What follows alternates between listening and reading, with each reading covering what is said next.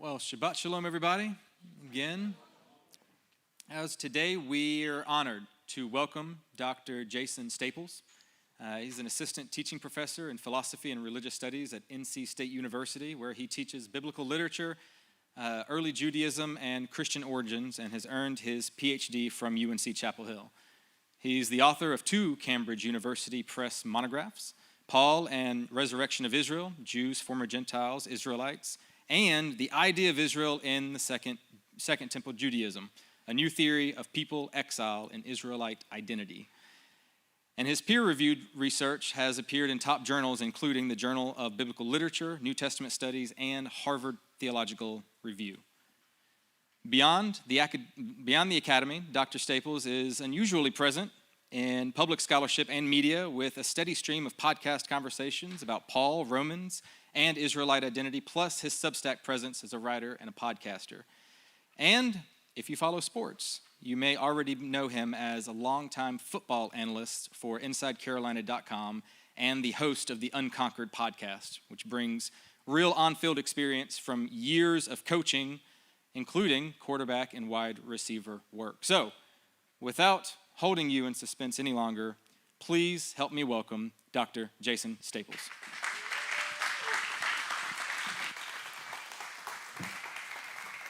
You know, I thought the initial introduction was, speaking of children. I was like, oh, I thought that was where I was going to come in, but then I was like, oh, I guess that's not about me, so probably should have been. Okay, so we're going to do a 2-parter today. The first one, we're going to look at a combination of Deuteronomy 30 and Romans 10, and then in the second one, we are going to talk about Romans 11. So, before we even get to Deuteronomy 30, though, I want to look very quickly at Deuteronomy 29:4 in your English translations, and then that's Deuteronomy 29:3 in the Hebrew Bible if you're reading it in Hebrew. But let's go ahead and take a look at that. And it says, I'll give you just a moment to get there. It's fine. No, you're fine. Just for the record, I didn't get them slides for this to put some of the things up until the singing had started. So it's been a long year already. So, yeah. So what it says is, yet to this day, Adonai has not given you a heart to know, nor eyes to see, nor ears to hear. So this is the fundamental problem that Israel has in the wilderness the whole time, right? They don't have eyes to see, they don't have ears to hear, they don't have hearts to know, they don't have the organs of reception to ultimately receive the Lord and to love him and then to live. Because what is the promise? What is ultimately the one command that Israel's supposed to keep? That's right? This is the Shema, right? Love the Lord your God. And if they love the Lord, then they will be given life. They will actually have life because they will have the Lord's love. Well, the problem then is they don't have that. They don't have the heart to know, eyes to see, nor ears to hear. So what God promises then is he promises that he's going to rectify that lack. He's going to fix that problem at some point. And this is what he turns to in Deuteronomy 30, where the rest of Deuteronomy 29, after this, he hasn't given you all this, there's a whole list of additional curses to say, all this is going to come upon you because you won't listen. You won't do the things that reflect the love of God. So if you don't do those things, this is going to be the consequence. So then we have the beginning of Deuteronomy chapter 30, which says, when all these things have come upon you, and then you put them in mind, you take them to mind, and you turn back to me in the places where I've scattered you. Then it says, Adonai your God will circumcise your heart and the hearts of your seed, so that you will love Adonai your God with all your heart and soul, so that you may live. Right? So that is Deuteronomy 30, verse 6. So this is a core promise of the Torah that is established from the very beginning. This is what is is expected. They are not there in the wilderness. They have not received this in the wilderness, but this will happen. After all these things have taken place, then you will take this to heart and know. So what we're going to do then is we're going to turn, after this, we're going to turn to Romans 9, 29 and 30, and then we're going to take a look at that, and then we're going to work into Romans 10. Now, these are passages that are widely misunderstood. Romans 10 is maybe among the most quoted passages in terms of snippets. You know, if you acknowledge Jesus with your lips and believe in your heart that he is risen from the dead, or if you confess Jesus with your lips and believe in your heart that he is risen from the dead, then you will be saved, right? This is as quoted as anything. But we're going to talk about what the context of this is for Romans and connect this back to what's happening in Deuteronomy. So in 9:29, he's now transitioning, and he's been talking about, up to now, he talks about how Gentiles are actually coming into faith. They're receiving the Spirit in a surprising manner. In a surprising manner, right? They're receiving the Spirit that is promised to Israel. We'll talk about that briefly in a moment. So, and immediately preceding this, he gives the whole potter and the clay analogy. What if God wants to do it this way so that he can show mercy to vessels of mercy who are, to those whom he has called, not only from Jews, but also from Gentiles, from the nations. Okay, now he has to address a question, and this is what he gets to. He says, so what should we say then? That Gentiles who were not pursuing justness or righteousness overtook justness, the justness which is from fidelity? Now, a brief thing. I want to take a moment to explain the translation here. So first of all, in the Torah, I'm sure here you've talked about the two tablets of the Torah, yes? What do the two tablets represent? How do we sum up the 10 commands? Love God and love neighbor. The love of God is reflected by, in Hellenistic Judaism, was reflected by the word that we normally translate godliness or piety. It's sebea, the word for, you get in Acts, you have God-fearers, for example, that theosebes. They are pious towards God. And then the opposite of this would be asebea, which, by the way, is one of the things that Paul says God's wrath is revealed against in Romans 1:18. The wrath of God is revealed against all asebea, all impiety. This is the violations of the first set of commands, the commands to love God. And then the second tablet of the Torah, is summarized by the word justice, or dikaiosune, normally dikaiosune. And justice, or what's often translated in English Bibles as righteousness, is the summary of the other commands. This is the horizontal commands, love of neighbor.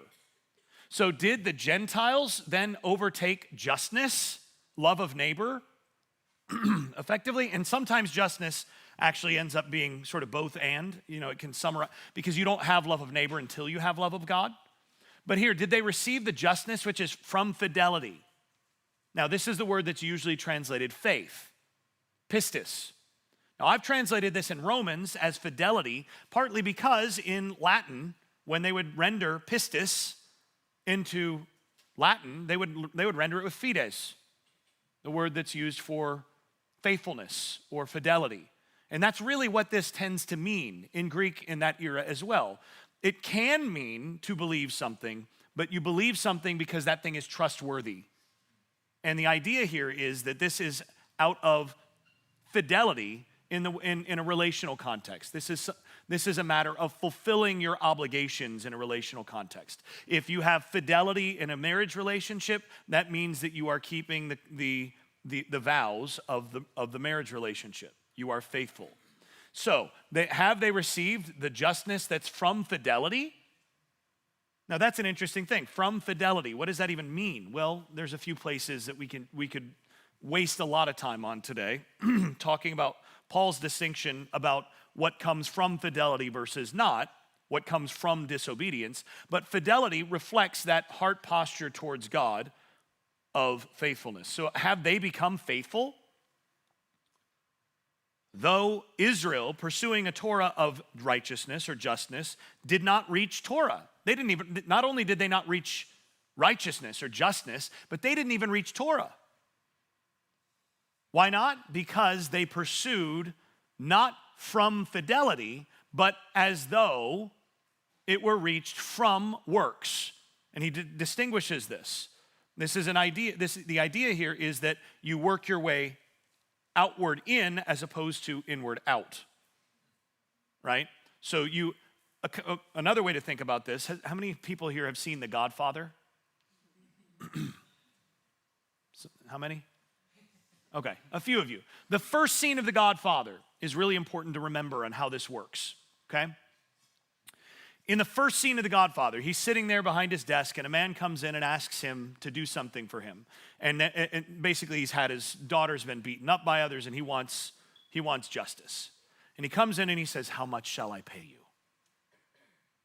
And in that moment, the Godfather is so disturbed by the suggestion that someone would come in and pay him to do this, he stands up and he says, "What have I done that you should show me such disrespect?"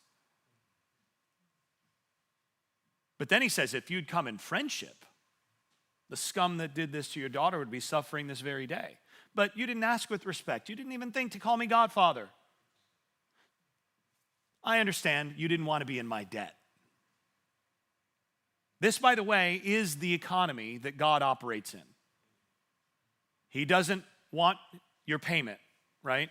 And in Paul's context, what Paul argues over and over again is you cannot, Gentile men, walk into God's office and slap your foreskin on his desk and say, "Okay, I've made my payment, now you owe me." You can't do this. It doesn't come from works. This doesn't work. What does God want? He says, well, I just want respect. You're going to be in my debt. And the way that this first scene of The Godfather resolves is the person says, "Be my friend, Godfather," and kisses his hand. He now has pledged allegiance. He's going to be faithful to his patron now. And he says, "Good. One day, and that day may never come, I'll call on you to do a service for me. But until that day, accept this justice as a gift." Right? These are familiar terms, right? You have a gift, you have obligation that's implied, you have a pledge of allegiance, a pledge of faith to him.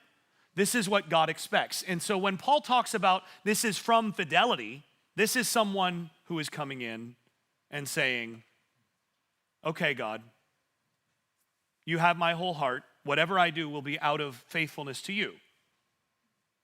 Right? This is the heart to know. But it's not from, if you don't have that heart, you don't have the fidelity necessary to work this way. As from works is slapping the foreskin on the table and saying, "Okay, I've made my down payment. Now let's put you to work, God." And God doesn't work on those terms, right? He wants your fidelity. He wants your commitment. He wants your complete faithfulness to what he demands, not your payment. You can't. He has all the resources. What are you going to give him? What are you going to give him that he didn't give to you in the first place, right? The only thing he wants is the fidelity. And he says, they pursued not with fidelity as though it were reached from works. They stumbled over the stone of stumblings, as it is written, "See, I am laying in Zion a stumbling stone, a rock for trapping, and whoever trusts upon it will not be put to shame." So, that then brings us to the beginning of Romans 10, where he says, "Brothers, my heart's desire and my prayer to God is for their salvation, for I testify about them that they have a zeal for God, but not according to knowledge." Now, what does he mean when he says they have a zeal for God? There's actually a biblical passage that this is actually pulling from. This goes right back to the Song of Moses. The word for zeal in Greek is also the same word for jealousy. So they have a jealousy for God. But not one based on knowledge. And this is where he's alluding to Deuteronomy 32:21, which says, "They have made me jealous with what is not God. They have provoked me to anger with their idols. So I will make them jealous or filled with zeal with those who are not a people, and I will provoke them to anger with a foolish nation." So he says, look, this has happened. They are jealous, exactly as was promised, but not according to knowledge. And then elsewhere, he talks about with the Corinthians at one point, he says, "I am jealous for you with a godly jealousy." See, there's jealousy according to knowledge that is godly, that leads to fidelity, and then there's jealousy that desires to lock others out. Those are two different things. So they're getting the jealousy that is promised in the Song of Moses, but the response can be one of two ways based on that jealousy, to turn back to God or not, right? And he says, because not knowing the justness of God and seeking to establish their own justness, they did not submit themselves to the justness of God. Because Messiah is the telos, or the end of Torah, for or to produce justness in everyone who is faithful. For Moses writes of the justness which is from Torah, that the one who does these things will live by them. And the justness that is from fidelity says this, don't say in your heart, who will ascend into heaven, that is to bring Messiah down, nor who will descend into the abyss, that is to bring Messiah up from the dead. But what does it say? The word is near you in your mouth and in your heart. That is the word of fidelity which we proclaim. If you pledge agreement with your mouth, Lord Jesus, and trust in your heart that God raised him from the dead, you will be saved. So that's clear as mud, right?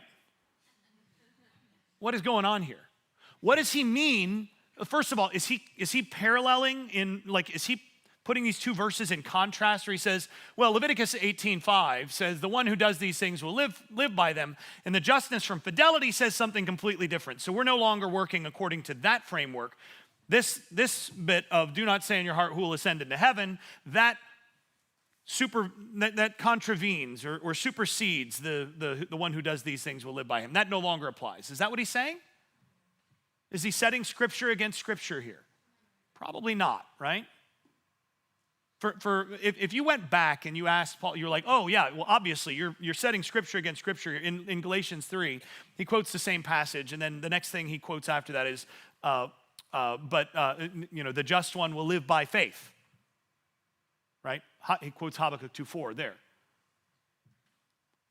Most interpreters these days have said, well, he's the one is the age of the law, but now he's contradicting that with the quote from Habakkuk, so that no longer applies. And if you went to Paul in his own day and said, so what you're saying is what the Torah says is that no longer applies, right? He'd look at you like, I'm not contradicting this with this. These two things reinforce, right? So that's what he does. Now, to me, I think this is some of the hardest stuff in the Pauline letters. And again, the traditional interpretation of this is very simple. The traditional interpretation is that Paul is explaining why Jews haven't accepted the gospel. And specifically, that they're legalists. They tried to earn their salvation by keeping the Torah, and so they didn't understand that it's by grace and not works. And, Jews are basically proto-Catholics who, are really concerned about what they do, except for when they buy indulgences to make it so that they don't need to do things. So, we're all set, right? You've got that. Another more recent one is what you get in what's often called the new perspective on Paul, where the emphasis comes to be on for seeking their own righteousness. And it said, oh, well, okay, by this, it's talking about their own, as in the exclusion of Gentiles, because they're basically raging proto-racists. Right? And so the solution there is, well, we just need to be inclusive. Paul is preaching a gospel of inclusiveness against these proto-racists. Sounds very much like what you would expect someone in the late 20th, early 21st century to come to. All we need is more inclusion, guys. There's the gospel, just to be inclusive. But that's not what Paul actually says, right? First of all, he's not saying that they're seeking their own nation or their own ethnic identity. He's not saying that. He's saying they're seeking their own justness or righteousness. That's a different thing. So I don't think either of those gets this right.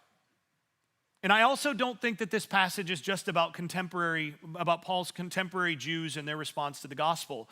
The whole of Romans 9 to 11 is actually about more than just the question of why Jews in Paul's day or beyond have had or have a specific response to the gospel. It's about more than that. It's about the whole history of Israel and God's dealing with Israel as a whole. And actually, if we look at Romans 9, it progressively works from Abraham to exile, which is the story of the Bible. He just takes you on a quick tour from Abraham to Isaiah when Israel goes into exile. This is the same progression as the Torah itself. Patriarch, patriarch, patriarch, Moses, Pharaoh, into the prophets, exile. So what we have to do is we have to understand how Paul is using and interpreting Torah.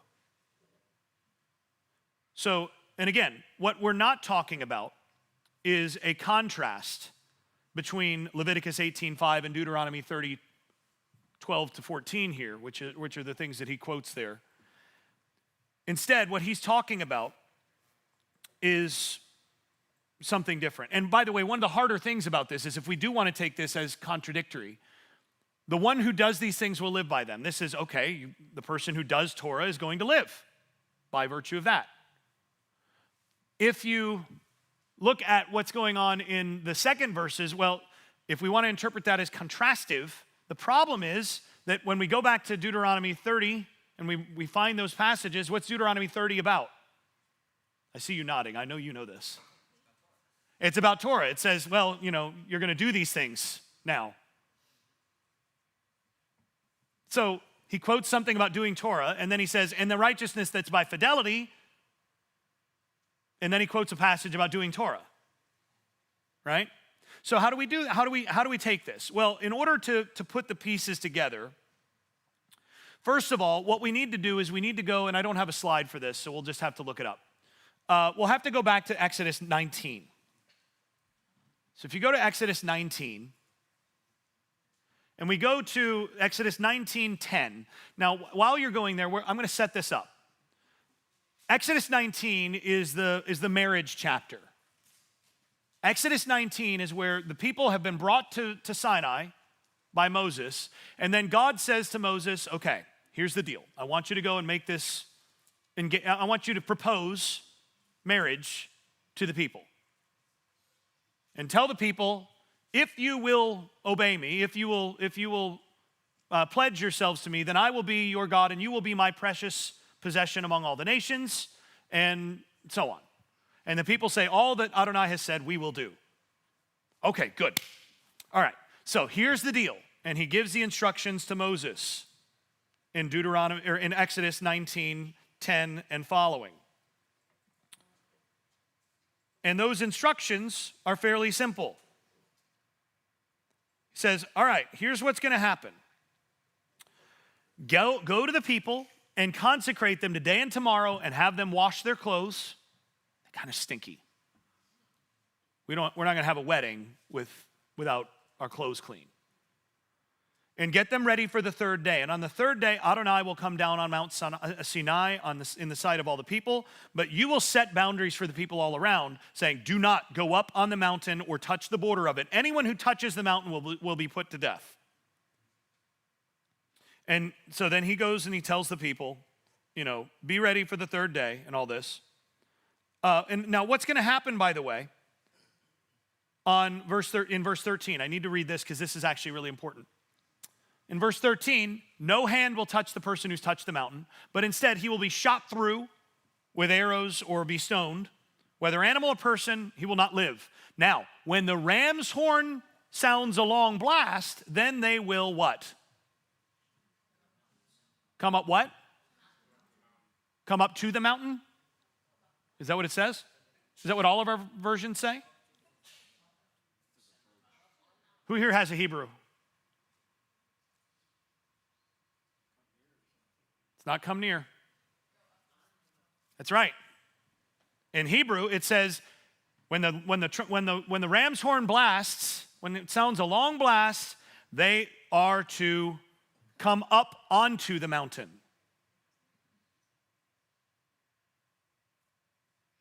Now, it's not normally translated like that in English because that's not what happens. So translators fudge it. And they go, well, I mean, obviously, they were just told not to go up onto the mountain. And then, like, when they're there, then they don't go up on the mountain, and they're not supposed to touch it. And then God later on warns them and says, don't touch it and all this. So obviously, that's not what this means, even though that's exactly, did you look at it? That's exactly what it's unambiguous. It means go up onto. Now, what happens when the third day, there's thunder and lightning flashes and a thick cloud over the mountain and a very loud trumpet blast, so that all the people who were in the camp shook in fear. And Moses brought the people out of the camp to meet God. This is where they're supposed to go up and do the wedding ceremony. Like, you're introducing the bride and the groom, and he brings them out of the camp to meet God, and they stood under the mountain, at the foot of the mountain. And Mount Sinai was all in smoke because Adonai descended on it in fire, and its smoke ascended like the smoke of a furnace, and the entire mountain quaked violently. And when the sound of the trumpet grew, it just kept blowing. And what you have to imagine is the heavenly trumpeter going,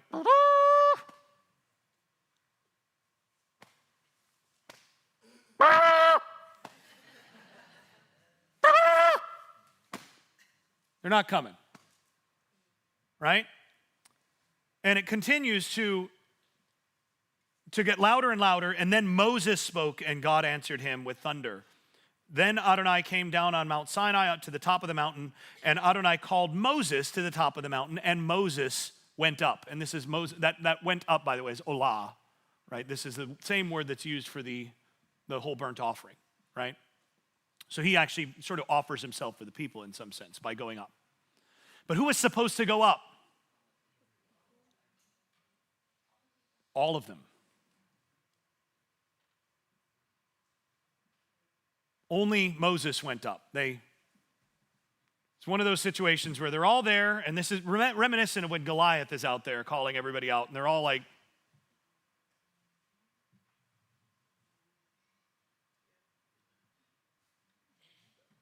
you go up there, you take care. And Moses, by the way, summarizes this again in Deuteronomy chapter 6, chapter 5.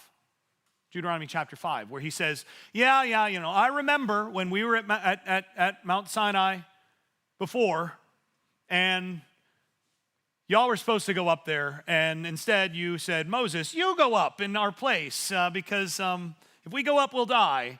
And then, you know what God said? He said, the people are right, because their hearts aren't right. And if they did come up, they would die. So here's how we're going to do this. And here's the thing. What happens to Moses when Moses goes up? What's that? Yeah, Moses is effectively deified. He's made into, he becomes a god to the people, right? He passes through the fire, and his old life dies, and he becomes something different. And he comes down, and he glows like God, right? What would have happened to the people if they'd gone up? Their old lives would have had to die, and they would have come down like Moses, presumably, if they come down at all, right? Presumably they'd come down. But they didn't. Now, what happens immediately after this? Nope. Before that, we get the 10 Commandments.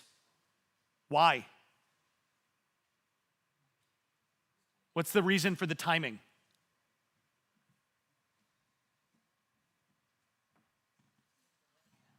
What's that? They are like wedding vows, but there's something more here. That's right. Had they gone up, they wouldn't have needed it. It would have been written on their hearts, and they would have seen the pattern on the mountain that these are an approximation of. They would have received the love in their hearts that is approximated in, this brief set of commands in a different way. And what we find is actually a principle. This is a principle we find throughout Scripture. So here's a fun piece of trivia. What's the first thing after Nadav and Avihu, the two sons of Aaron? They go in and they try to burn the wrong kind of incense. They bring outside incense, outside fire, and they burn it before the Lord, and fire comes out and consumes them in the holy place, which is real bad. You're not supposed to have death in there.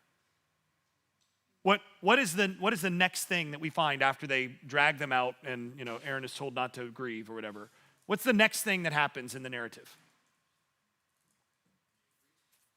No. There's another command. What's the command that's given? There's a specific command.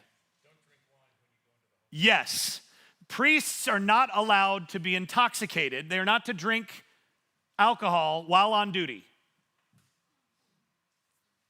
Why do you think that was the next command? Right? Because, I guess you're going to need this command. You can't get liquored up and then go do your priestly duties. All right? When is circumcision? When is the command for circumcision given? What immediately precedes it? Hagar. What happens with Hagar?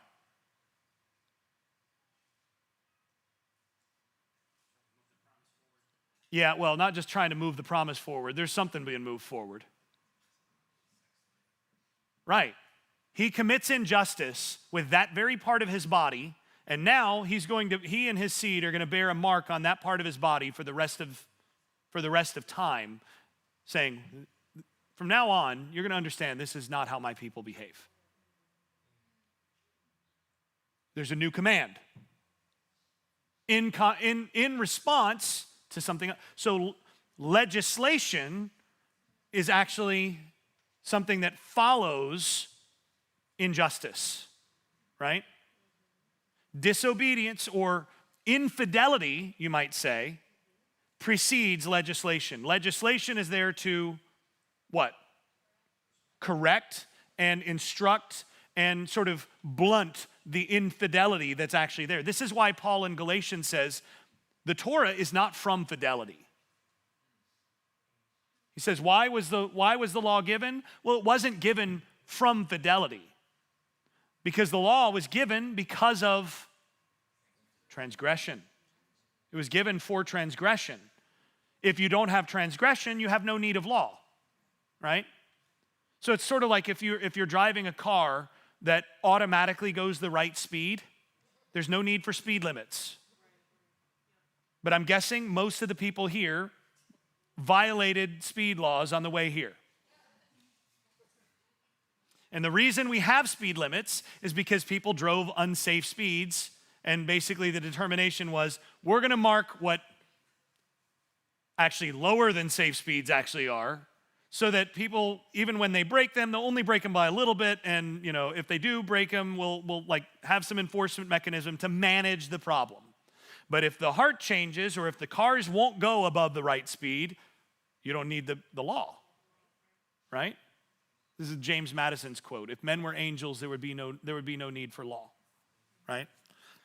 So, the problem here is that. The problem is that Israel has become that people. Now, when they do this, they're given, Moses then becomes the mediator between them and God at this moment,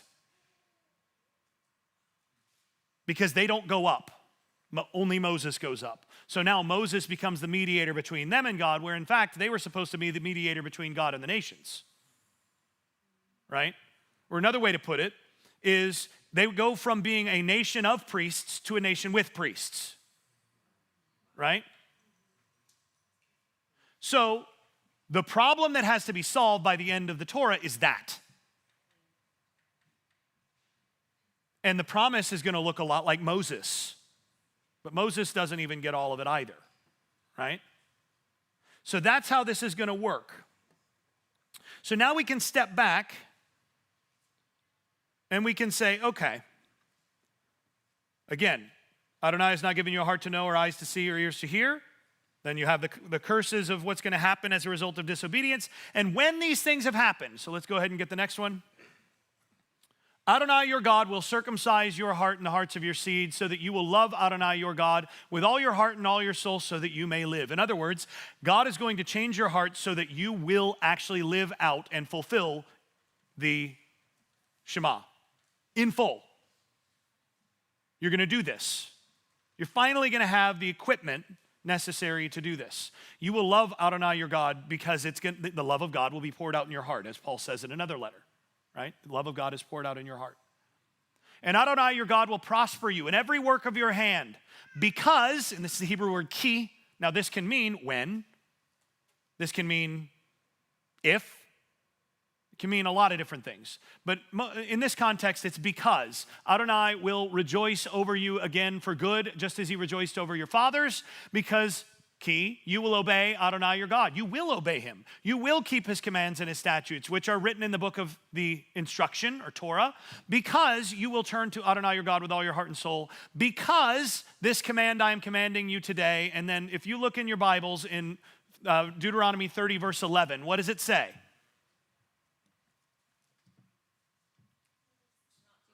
Because this is not too hard for you. Now, how do we put that in the framework or in the context of what he has just told them a chapter earlier?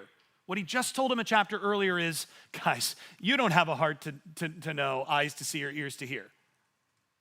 You're going to do all of the things that I've just told you not to do, and you're going to go through all these things. And then we get to chapter 30, and he says, God will circumcise your heart because the things that I'm asking you to do are not too hard for you. He just said they were too hard for them, didn't he? This is another place where we've got some fudging going on because there's no finite verb here. It doesn't say this is not too hard for you. Better way to render this is because this will not be too hard for you once your heart is circumcised. See, verses 11 through 13 or through 14 follow 1 through 10, which is the promise of the rectification of the heart. The fixing of the fundamental problem. So these things will not be too difficult for you, nor will the command be too far away. It will not be in heaven so that you will say, who will ascend to heaven and get it for us and proclaim it to us so that we may do it?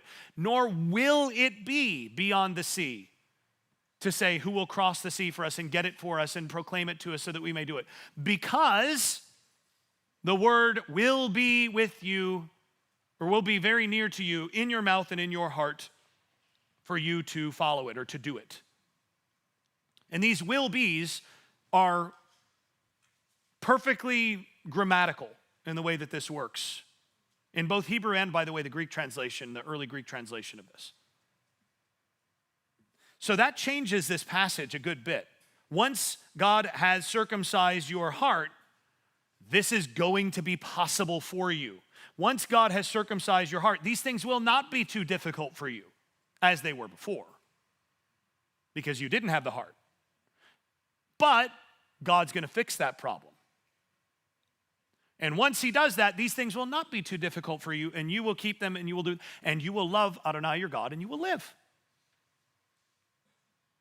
So what we find is that this is subsequent to the promise of 31 through 10 and the completion of the promise. This is the situation after the people have received the promise of changed hearts and have been given the fidelity and desire and capacity to obey what they previously lacked. So then when we understand how this works in terms of seeking their own justness and Christ as the end of the Torah and righteousness from Torah versus righteousness from fidelity, what we find makes a lot of sense.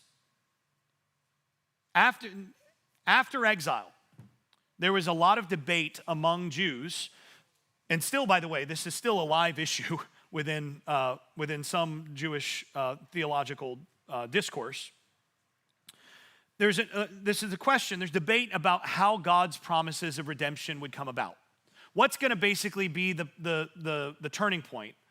What's going to initiate the promised restoration? Everybody knows the restoration's going to happen. How's God going to fulfill the promises that he puts in Deuteronomy 30 and in Leviticus 26 and elsewhere? How's this going to happen? And what we find is that many Jewish theologians in Paul's day, prior to Paul's day, and subsequent, understood Leviticus 18:5, Deuteronomy 31, and many other passages in the Torah and in the prophets as saying that God would only restore Israel after Israel had first repented and began to keep the Torah properly. So essentially, when you see these things, when all these things have come upon you, and you turn your mind to me and you return to me, you repent properly, and now you keep the Torah properly, then I will restore you. So, in that context, and a great example of this is there's a passage in the Babylonian Talmud where I think it's a 3rd century rabbi says, if Israel would only keep the Sabbath correctly 2 weeks in a row, twice in a row, then the Messiah would come. All we need to do is observe Shabbat twice correctly, and Messiah will come.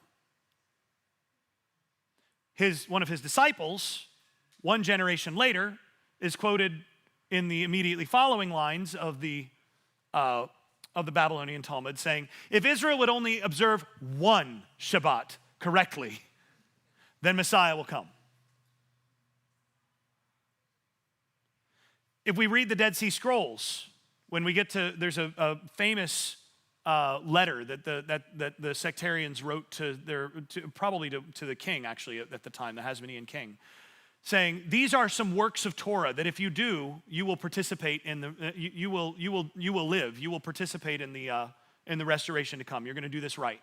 Works of Torah, by the way, that's a really interesting phrase considering that's what Paul uses. And then it lists out a bunch of regulations that they think that they're doing wrong, that the others are doing wrong. Like, if you do these things, then these works of Torah, and the idea is this is going to initiate the restoration that was promised. So we've got the correct legal interpretation. If you repent and you do these things correctly, the Messiah is going to finally come, and we will be all set free, and all that God has promised is going to happen. So it starts with keeping the Torah correctly. You have to establish the righteousness of the people so that God will do his job. Now, this is precisely what Paul is criticizing in Romans 10. What he's saying is you can't fix it that way. Israel doesn't have the hearts to know, eyes to see or ears to hear, and there's no amount of being blind, deaf, and dumb and unable to love with your heart. There's no amount of effort or whatever or correct interpretation that is going to fix that problem. This is something that only God can fix. So what Paul argues, and there are other Jews in his era and before and after who argue this side of it to say, no, it's not that we need to keep two Sabbaths correctly or that we need to do these works of Torah correctly in order for the redemption to begin. Instead, the redemption begins with God taking action. And when God takes action and changes our hearts, then we will repent and do those things correctly. And so what Paul's arguing in Romans 10 is, look, you don't understand. We can't go and bring Messiah down. So go back to that slide, to the Romans 10 slide. It says, who will say, do not say in your heart, who will ascend into heaven? That is, he says, to bring Christ down.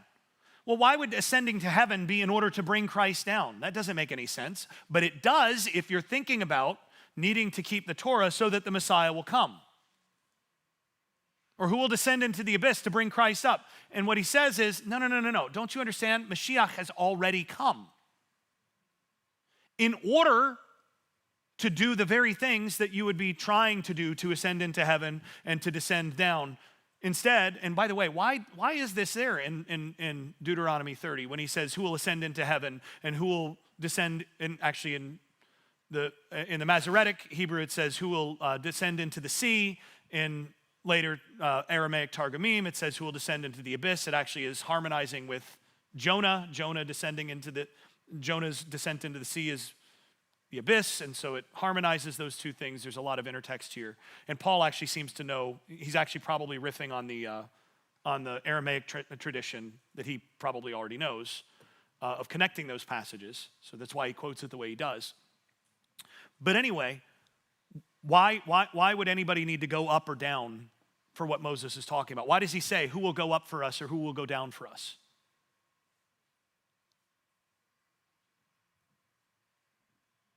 When you have questions like this, the first thing to ask, as often as not, is how does this plug into the larger story?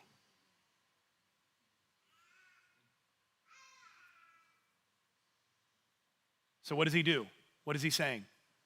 What has Moses just done for the people? They crossed through the Red Sea and he took them through. He went down into the midst of the sea to the depths, and then he just ascended into heaven going up the mountain to do what? To get the Torah. And he says, in that day, once you've had your heart circumcised, you are not going to say, who will go up who will go up into heaven to get it for us? Who will descend to get it for us? Because it will be in your heart and in your mouth. Right? You won't need a figure like Moses to intercede for you because you're already going to have the thing that would be gotten for you. So what Paul then says, what Paul argues, is that rather than waiting for his people to repent and obey, God is making his people faithful and obedient by transforming the people to begin with, by giving them the Spirit of Christ. This is what Romans 8 is about, right? 2 chapters earlier. And he says, actually, the Torah bears witness to all of this. Leviticus 18:5, the one who does these things will live by them. What does that mean? Who's that talking about?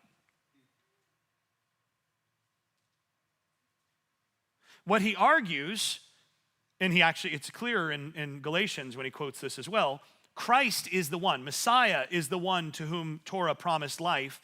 Messiah is the one who did these things and thereby lives. And in fact, this is why the resurrection is proof that Messiah is who he is. Because he did these things, he lives. The resurrection demonstrates who the Messiah is. Further than that, he says Messiah is the end of the Torah. It's a controversial thing to say. But what is the last sentence of the Torah? I mean, you've read this before. Messiah is the end, Christ is the end of the Torah. Has anybody gone to the end of the Torah to take a look? What's the last independent clause? So the last sentence begins in 34:10.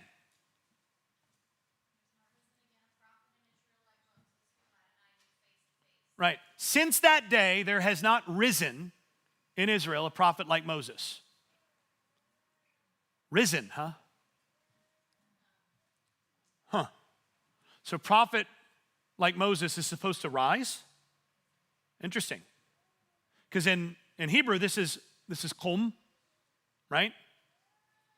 Which is, you should be familiar with that from the Aramaic, talitha kumi, right? Rise. From what? By the way, in Greek, in the Greek Deuteronomy, this is anastasis, or the verb form of anastasis, aneste, which is the word that is used for resurrection in the New Testament. So it's very easy to read this passage as, since that day, a prophet like Moses has not arisen or has not resurrected. Well, what happens when somebody does resurrect? What conclusions should we draw from that? Well, If we go to Deuteronomy 18, if you go to Deuteronomy 18, 15 through 19, this is Moses reflecting on the fact that he's been the mediator before the people, which he kind of laments going back to Deuteronomy 5, when God says, oh, that my people had hearts to follow me. That's what Adonai says. Oh, that my people had hearts to follow me. And then by the end of chapter 30, I will give them that heart. Well, right smack between him in chapter 18, it says, Adonai will raise up, same word, a prophet like me from among your brothers. When he does this, you must listen to him. Anyone who does not listen to that man will be cut off, right? This, by the way, is quoted as proof of the resurrection in Acts chapter 7 by Stephen. He's like, look, this guy resurrected. And it says in the Torah, when God raises up the prophet, you must listen to him. Why aren't you listening? Right? So what Paul does here is he connects this and he says, no prophet has risen. Well, now one has. Now the prophet that was promised has risen. Now what is the prophet like Moses going to do? What will make him like Moses? What did Moses do? He met with God and he delivered the Torah. So what should you expect Jesus to do then?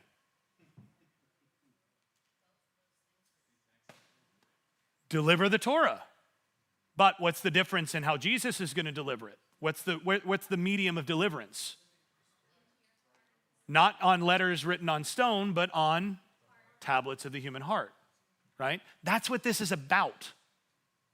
That's what this whole passage in Romans 10 is about. It's like the prophet like Moses that's promised at the very end of the Torah, who brings the written Torah to its completed end, who fulfills the promises that the Torah is making, that all the things that the written Torah could not make you do, because there's no amount of posting speed limit signs that's going to make some of you drive the right speed, that's going to make you drive the speed limit.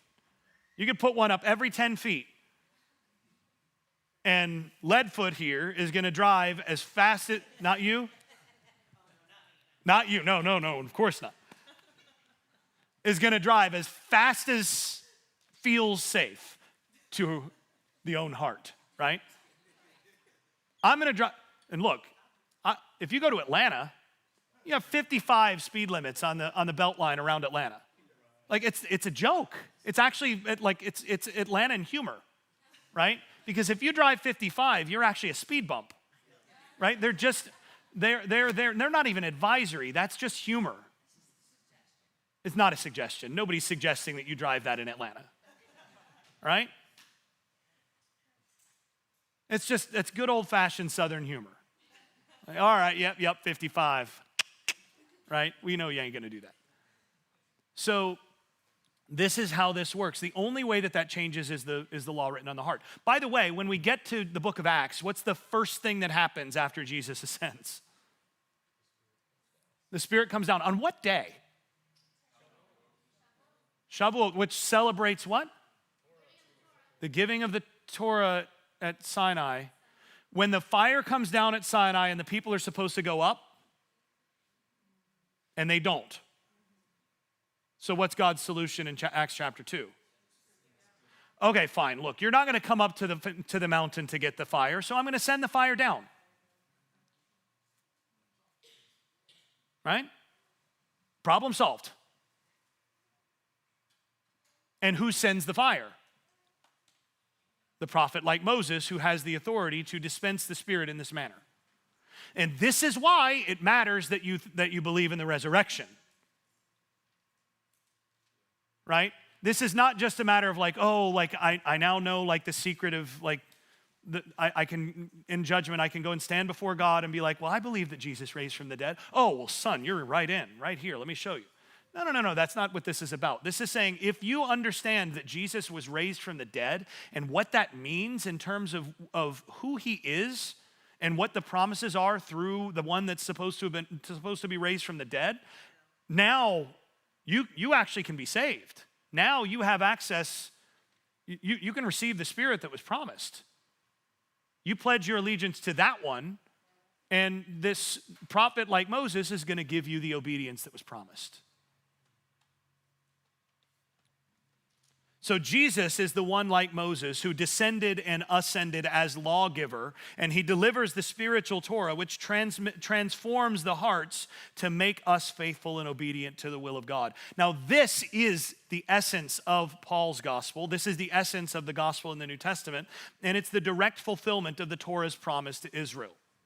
This is what Paul says those who receive the Spirit are experiencing. This is what we witness to when we proclaim Yeshua as Lord, right? When we confess the resurrection, we are proclaiming that there is one who has the authority to change us, and we commit to obeying that one to change us. So that's what this is all about. This is what Romans 10 is about. I think there's one more slide, right? This, by the way, is how this works. This is how it's structured. The one who does these things will live by them. The justness from fidelity speaks and can't bring Messiah, can't resurrect Messiah from the dead. The word is near you, but if you pledge with your mouth Jesus is Lord. So here's the thing. What's the center of the chiasm here? The center of the X? The resurrection. What are the outside parts of the chiasm? Also the resurrection, right? The one who does these things will live, will be resurrected. By the way, this promise of life is understood as the resurrection in lots of early Jewish materials. And also this promise of someone being raised up in the future is also the same promise that's made to David about his seed in 2 Samuel 2:14 or 7:14. I will raise up a son after you who will sit on your throne and will rule, and his throne will be forever. This is why they're interpreting the seed of David as the prophet like Moses. Because that promise of being resurrected applies to one person, right? And so here, the human who does these things will live by them. We can't resurrect Messiah from the dead by tossing our foreskin on the table or whatever. If we pledge with our mouth Jesus is Lord and trust in our heart that God raised him from the dead, that he's the one who lives by, that did these things and lives by them, then that's the avenue towards the salvation promised in Deuteronomy 30. That's what this is all about. Now, there's still a problem here we can address. What about the rest of the promise to Israel? What about Israel's restoration and exaltation? What in the world does this we're seeing this happening to men with foreskins. We're not seeing, where's the 12 tribes? The restoration from, foreign oppression and all of it. That would be what we would expect as the next step. You have a return to the land. You have a whole host of other things that are there. What do we do with that? Because this works really well right up until you start asking those questions, right? Well, that's Romans 11. That's what we'll talk about this afternoon. All right? So that's where we'll leave it off, and we'll talk about Romans 11 in a couple hours. All right? Thank you.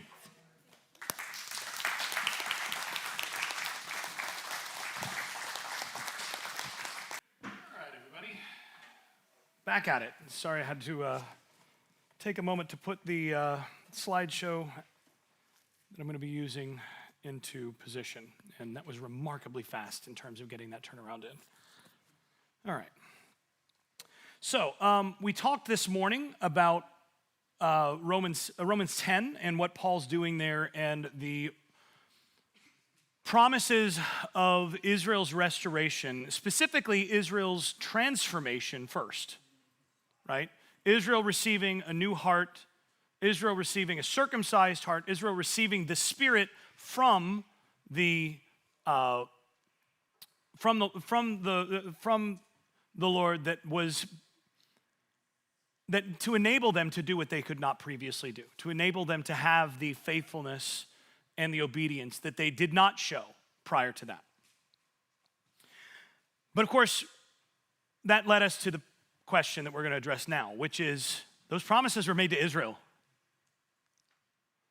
And then when we get into Romans, Paul finds himself trying to explain how men with foreskins are still, they're the ones that are actually participating in this that he has to explain. Because it wouldn't take much to explain, okay, and here's why you're seeing lots of circumcised, otherwise Torah-following people suddenly receiving the Spirit and having this natural obedience. Paul has to explain how would this apply to people from the nations who are not associated with that promise. Because who's that promise made to in Deuteronomy? It's not made to the nations. It's not made to, okay, and then, after all these things have happened to you and you were scattered in all those nations, then I'm going to take Gentiles and I'm going to adopt them as my people, and that'll show you. That's not what it says, right? So now Paul has to explain why is it that we're seeing something different? Why is it that we're seeing people who are not traditionally associated with Israel participating in the promises made to Israel? Right? That's the problem. So when we get to Romans 11, that's where we find this bit where he starts to explain, and you can go to the first slide. He starts to explain, I am speaking to you who are Gentiles.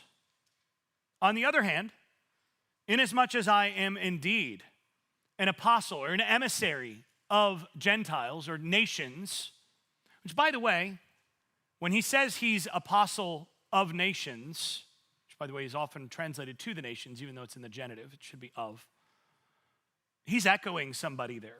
Who's he echoing?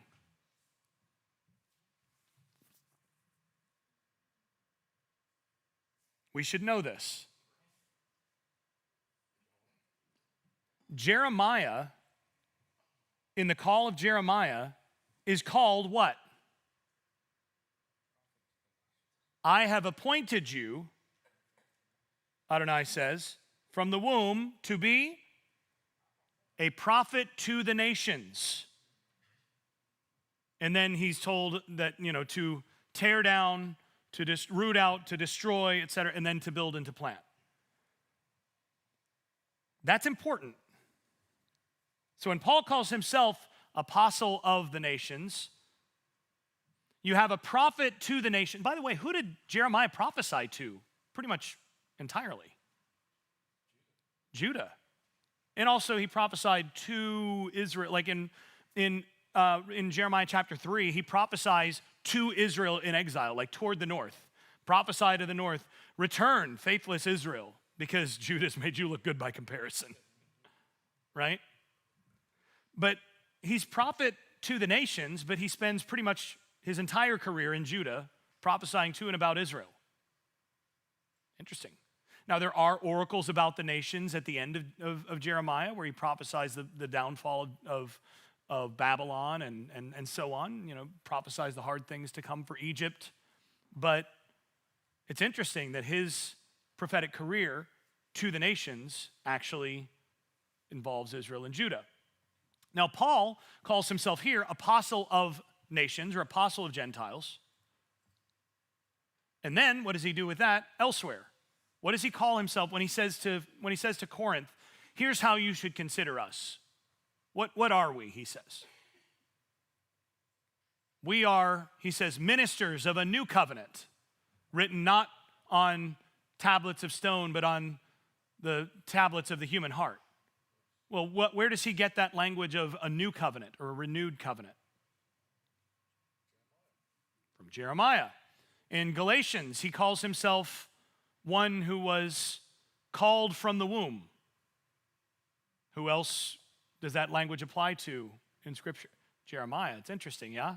He keeps connecting himself back in various ways as the one who's announcing, because an apostle is someone who's sent as an emissary. He's sent out announcing what Jeremiah prophesied, right? So that's important to get. But he's an apostle of nations. He glorifies his service, hoping that somehow, he would make his flesh jealous and somehow save some of them. Interesting that he doesn't say all of them here. Save some of them. Now, what's interesting also is he wants to make them jealous. Didn't we just talk about that in our morning lecture? Morning sermon, I guess. This is a lecture. That's a sermon. I'm not sure what the difference is. But he said they were jealous, but not according to knowledge. But he is explicitly, he's saying, I'm trying to make my fleshly kin jealous. Why? Well, this is part of what it says in the Song of Moses. You made me jealous, so I'm going to make you jealous. You made me jealous by serving other gods, so I'm going to make you jealous by other nations. Says one biblical scholar has put it, Ross Wagner says, one good spurn deserves another, right? This is like a lover's quarrel. Like, you went and you did this, so now I'm going to make you jealous, right? But I want to make them jealous. Why? Well, he says, because if their casting away is the reconciliation of the world, what is their reception if not life from the dead?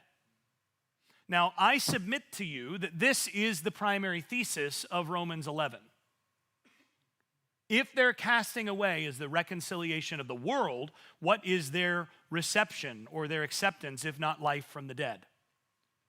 And then he goes from there to this very strange, like the next thing he says is, if the first fruits are sacred, so is the lump, and if the root is sacred, so are the branches. Because that follows. What's he mean here, by the way? If the first fruits are sacred, so is the lump. And if the root is sacred, so also are the branches. What in the world is he talking about with the lump and the first fruits?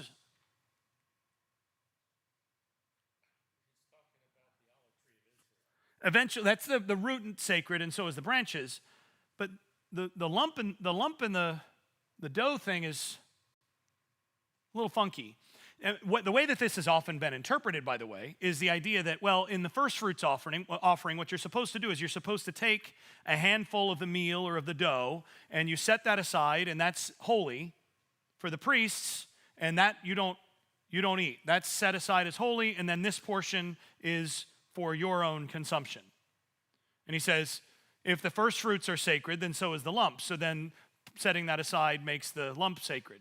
What's the problem with this reading? And this is a pretty big demand because it requires that you know a little bit about purity and how the Torah is actually set up with this. This is hard. At least for people who've not been accustomed to this kind of thing. The problem is, if the lump gets holy every time you remove a holy portion from it, then you're not allowed to eat the bread unless you're a priest. So if removing that portion as the holy portion makes the other portion holy, you can't eat that as a common person. So that's definitely not what he means. It's also not how it works in the Torah. By removing the holy portion, the portion is holy. The other portion is common, and you can use it for your own good. You can eat it as a regular Israelite family. But there is a context in which the holy portion does make the rest of the lump holy. Anybody know? What's that?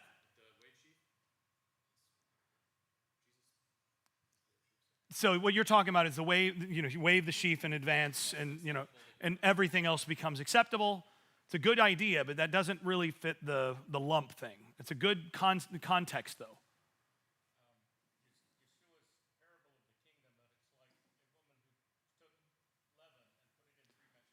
Right, and what happens to the measures? It's all leavened. Now, in that case, actually, that's not a good thing for what it's worth. When in Scripture is leaven good?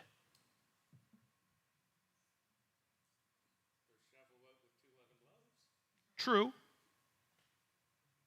But as a general rule, leaven normally represents decay, infection, so on. This is something like the I think that parable should be interpreted more like the wheat and the tares. right? That you get, and that this is like an infection that happens even within the kingdom, potentially. It's one other reading. I'm open to not quite having that, but I think that's at least should be considered. But in this case, that's the principle. The basic idea is if you have set aside something and it is designated as holy, and then something else comes into contact with that, let's say you've been mixing all this stuff out, and then you take this portion over here and you say, okay, that's the portion reserved as the first fruits for the priest, that's holy, we're doing this, and then you turn your back and your enterprising 6-year-old comes over and is like, I want to help, and then takes those two portions and mixes them together and goes, see, look, I helped, I put it all together. What has just happened? The whole lump is now holy. The whole thing is now dedicated. And this is one example, and the reason he appeals to this is one example. Normally, when purity comes into contact with impurity, what happens? The whole thing becomes impure, right? But in this case, what you have is contagious holiness. When you're dealing with two pure things, two things that are not impure, and the holy comes in contact with the common is actually made holy. It's actually separated out. Why use this metaphor? The key here, the reason he uses this metaphor is, don't you understand that if those who are unholy, they are not a part, and holy here means set apart. They're part of the people of God, right? Israel is a holy nation, right? They are set apart by God to be his special people. Those who are not in Israel are not holy. But if they come into contact with the holy in this way, if they're integrated in some fashion, what happens to them by contact, he argues? They become holy by virtue of being integrated into the smaller portion that is holy. So, the function of Israel in this context, as the holy first fruit, is to essentially infect with holiness the rest of the dough in this way. And so everything that comes into contact, everything that's integrated, becomes holy. And this is why he appeals to this right after. If they're casting away his reconciliation of the world, what is their reception if not life from the dead? If the first fruits are sacred, so is the lump. So what he's saying, he's starting to get into the how of the life from the dead.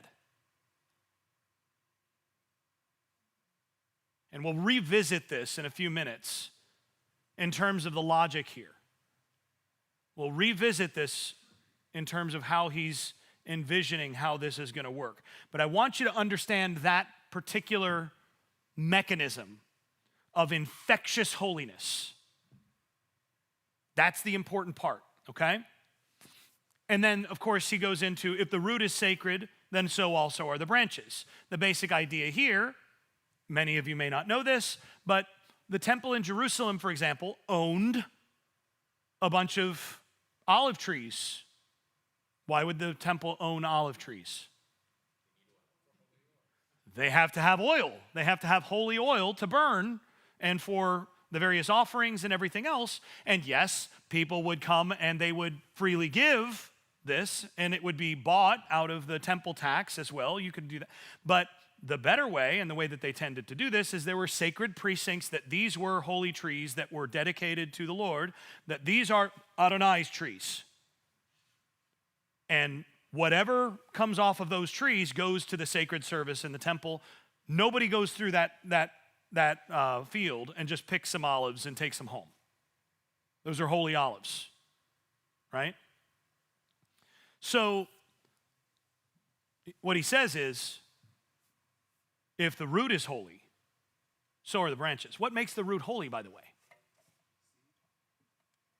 Actually, interestingly, olive trees are not normally grown from seed. We'll get to that. How are olive trees grown? From cuttings.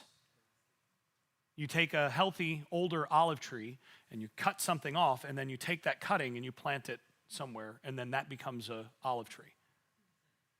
Basically, every olive tree that you're going to find in the Middle East is they're all basically cuttings from trees that are 10,000 years ago. You know, there are trees in the Middle East and in the Mediterranean right now. You're looking at 5,000-year-old trees. 4,000-year-old trees. These are and the olive tree, by the way, is one where if you burn it to the ground, if you burn it to the roots, it rejuvenates. It comes back. It's really hard to cut it out. It's hard to get rid of. So now you can do it. You can dig it out. You can do some of those things. But this was, you get Roman writers, for example, talking about this, that an olive tree burned rejuvenates, comes back to life. Why would you use that as an image, an olive tree? What did I just say the thesis of the whole thing is? Life from the dead. So, if the olive tree is cut down, pruned back, burned, whatever, the life of the olive tree is still going to come back, right? So, he says, the branches are there. Now, why? What again makes the root holy? It is the source of life, but what matters is where is the tree? What's it planted in? Right? It's a holy tree because it's on ground that's owned by God. Right? If it's planted there, then the root itself that's in holy ground makes the whole tree holy. And you can't have a holy tree with unholy branches. The tree is in its totality holy. Right? So that's what he says. So then he says, but if some of the branches were broken off, and you, being from a wild olive tree, were grafted in among them, becoming co-partakers of the root of the fatness of the olive tree, don't boast against the branches. But if you do boast against them, it's not you who supports the root. The root supports you. You'll say, branches were broken off so that I could be grafted in. Fine. But they were broken off for infidelity, and you stand by fidelity. So do not be proud, but afraid. Because if God did not spare the natural branches, neither will he spare you. Now, keep in mind here, what he's doing, what he says, is that there's an olive tree, and he's already established that this is an olive tree with roots in holy ground. This is a holy olive tree. Okay? Holy olive tree. Some branches are removed from that olive tree and cast aside. Why? Because of infidelity. And infidelity means they don't bear fruit. They're not bearing good fruit. So, and this, by the way, is a common practice in this kind of viticulture. What you do is you prune back the branches that aren't productive or that are growing in a way that is actually going to lead to a less productive tree. My wife and I actually learned about this not that long ago, about how severe this is. We've got a fig tree that we planted a few years ago, and it hadn't really done much in terms of any figs until about 3 years ago. And then we decided, all right, let's try to prune this thing back, and she did some reading about okay, we need to prune it this way so that it's going to grow here, so that it's going to get light this way. But we did that, and we hacked that tree half to death. We eliminated seemed like about half of the tree in terms of biomass. We were kind of amazed at the end. It was wow, and it looked kind of sad. It's this tree does not look happy, and it is not nearly as pretty a tree as it was. And that summer, we had hundreds of figs. We'd had 4 before that. And then this last year, we did it again, and we had figs all summer. Our girls like to go out and pick them off and just stick them in their mouth and eat them. So this is the way that this works. But the other thing that you can do, especially with an unhealthy tree, an older tree that has a number of branches that are not bearing fruit, one technique is that you take that tree and you cut off the unfruitful branches, and then you go to another tree that has branches that might be healthier in a variety of ways, and you take those you cut off that branch, and then you trim off the edge of it, you make it into a point, you dig it into the main area of the tree where you want that branch to go, and you bind it there, and you make sure that those two things are joined. And over time, what happens is the tree grows over that joint, and then that branch becomes a part of the tree. All right?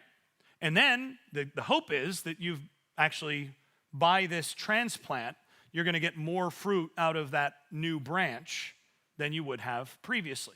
What kind of fruit are you going to get? What kind of branch is that going to work out to be? Once it's integrated into that tree, it's that tree's branch. Now, in this case, interestingly, we're not looking at grafting apple branches into olive trees. We're looking at grafting olive branches into olive trees. Right? But these are outside. These are olive branches that are from outside. They're not from the sacred precinct. These are wild. This, by the way, is unusual. You don't normally go get uncultivated wild olive branches and bring them into a cultivated plant because you don't actually expect uncultivated olive branches to do very well. Normally, what you would do is you would take cultivated olive cuttings and put them into wild trees in order to make the wild trees stronger, or make the wild tree, which is stronger, make it bear better fruit. But in this case, he's saying it's going the opposite direction, that's how God's doing it. But the purpose of it, the function of it, is to make the tree healthier, to bring about the fruit that the tree was planted to produce in the first place. And what he says is when you get the branches that are in the tree, then those branches become holy. Once again, we have infectious holiness. You integrate the one thing into the other, and by virtue now of it being planted in the thing that's planted into the ground, and that's holy ground, now you have whatever fruit that produces is going to be holy fruit, and it is to be regarded as a holy branch. Right? We all following? Okay. So then he says, but some branches are broken off. They were broken off for infidelity. Do not be proud, but be afraid, because if God did not spare the natural branches, neither will he spare you. See then the kindness and the severity of God. Severity toward those who fell, but toward you kindness, if you remain in his kindness. Otherwise, you also will be cut off. And those ones also, if they do not remain in infidelity, will be grafted in, because God is able to graft them in again. Because if you were cut off from the wild olive tree to which you belonged by nature, and contrary to nature, were grafted into a cultivated olive tree, how much more will these who are natural branches be grafted into their own tree? Easy, right? So this is how he sets all this up, right? He sets this up. Now, I think it's also worth noting, this is something I've wondered about a good bit. We'll talk about this a little bit more as well. Remember, these are wild olive branches. Where did they come from? How did they become wild olive branches in the first place? Where did those wild olive trees come from that are outside the sacred ground, right?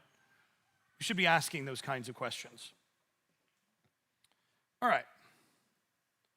And then he continues. Because I don't want you to be ignorant, brothers and sisters or siblings, of this mystery, lest you become high-minded or arrogant yourselves, that a partial insensibility has come upon Israel until the fullness of the nations has entered. And thus all Israel will be saved. Just as it is written, the deliverer will come from Zion. He will remove impiety from Jacob. And this is my covenant with them when I take away their sins. With respect to the gospel, they are enemies for your sake. But with respect to election, they are beloved for the sake of the fathers. For the gifts and the callings of God are never removed, never taken back. For just as you were once obedient to God, but have been shown mercy because of their disobedience, so also these disobeyed now, so that because of the mercy shown to you, they may also be shown mercy. For God has shut up all in disobedience to show mercy to all. Oh, the depth of the riches of the wisdom and the knowledge of God. Okay. So this is where he goes from Romans 10. So what we're going to do is we're going to explain how, again, what we talked about this morning is transformed hearts, but those promises were made to Israel, not from other nations. So now we've got to explain Why? So first of all, those promises do not stop at transformed hearts. God also promises to restore all 12 tribes of Israel from exile and exalt them above the nations. We have to then ask, why isn't this happening? Why don't we see this happening? And what's the deal with why the Gentiles are receiving the Spirit? Has God been unfaithful to his promises? Has he suddenly abandoned his people in favor of others? And if so, that would call into question whether God's reliable about anything he's doing now as well. So this is what he does. This is how he starts it. And he starts by explaining that he wants to make his people just, or his people jealous. Now, for what it's worth, this is a really, really complex passage, as we talked about this morning. And actually to the place where Origen, one of the smartest of the early church fathers, probably the most educated church father of the late 2nd and early 3rd century, one of the greatest interpreters among the early fathers, he said, who the all Israel are who will be saved and what the fullness of the nations will be, only God knows, and only along with his only begotten, and perhaps any who are his friends. So if you think that this passage is difficult, you're in good company, right? Now, the goal of what we're doing now, the hope of this talk, is that by the end here, you also will, join the ranks of any who are his friends, right? According to Origen's thesis.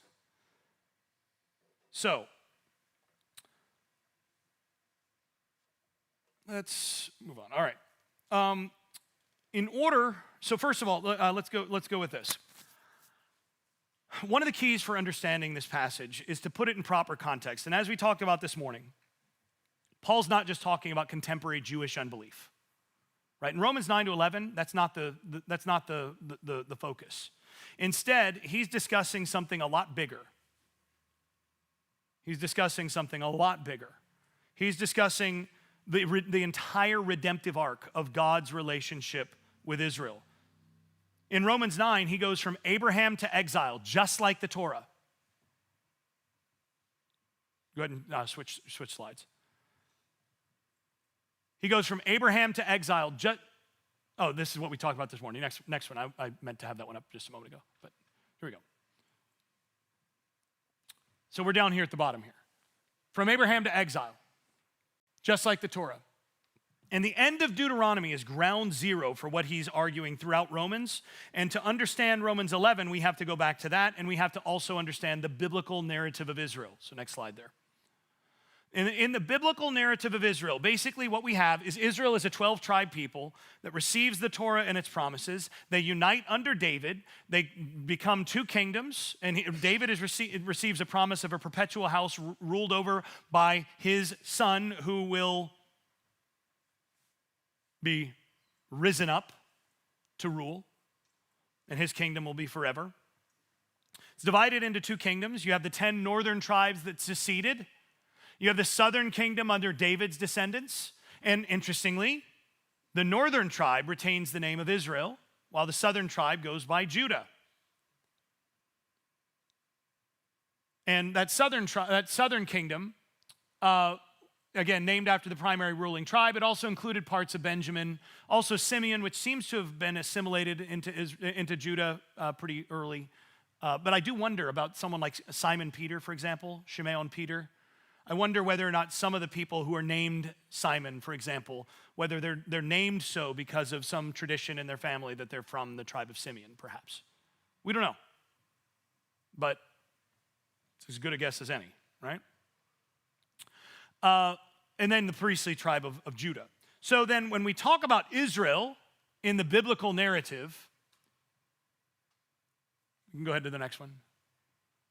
When we talk about Israel in the biblical narrative, this word can refer to a bunch of different things. It could refer to the whole group of the 12 tribes, including both the northern and southern kingdoms. It could include the 10 tribes that are associated with Judah, but excluded, or who are associated with the other tribes not associated with Judah, so excluding Judah. So Israel, when you have the house of Israel and the house of Judah, the house of Israel is referring to the not Judah part of Israel, right?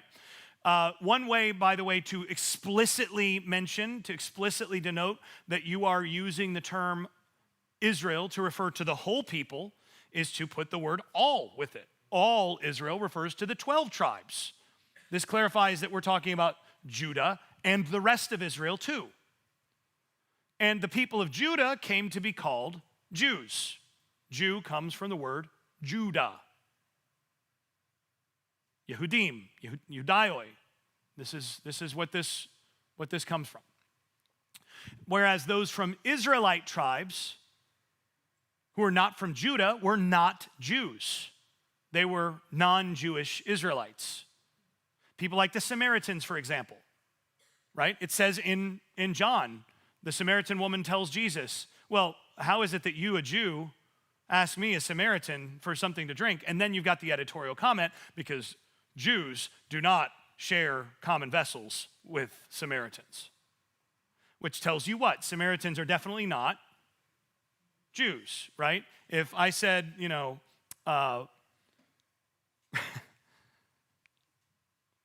Florida State fans do not share meals with Miami fans, right? If I said this would imply that Florida State fans are not Miami fans, right? This is how this works. So Samaritans are not Jews. But Samaritans do very strongly claim to be Israelites.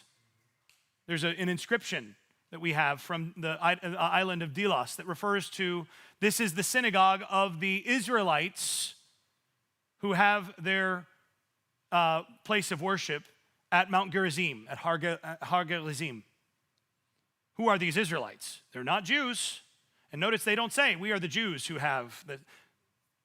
We have other inscriptions that are about these, we are Jews. These are, and this is a way of distinguishing those. So Samaritans are one example of non-Jewish, at least claiming to be Israelites, because you have Jews, for example, who look at the Samaritans and they're like, you're not real Israelites. No. You're claiming that, but you're actually imposters. You're actually a bunch of people that the Assyrians brought in from Kuta and from Sepharvaim and all of these places, and they moved you all in here, and a few of you married with some of the people who are here, who, sure, you've got a few drops of Israelite blood or whatever, but it's adulterated, and you all are a bunch of posers, and when God comes, he's going to judge you, and he's going to get you out of the land, and he's going to bring the real Israelites back. And if you want a good example of that, you go to, say, the Dead Sea Scroll fragment 4Q372, fragment 1, where it talks about the fools who are currently on Joseph's land while Joseph languishes in exile awaiting restoration. And it's referring to the Samaritans and the rest of, and the real Joseph tribes that are out there somewhere, right? Expecting restoration.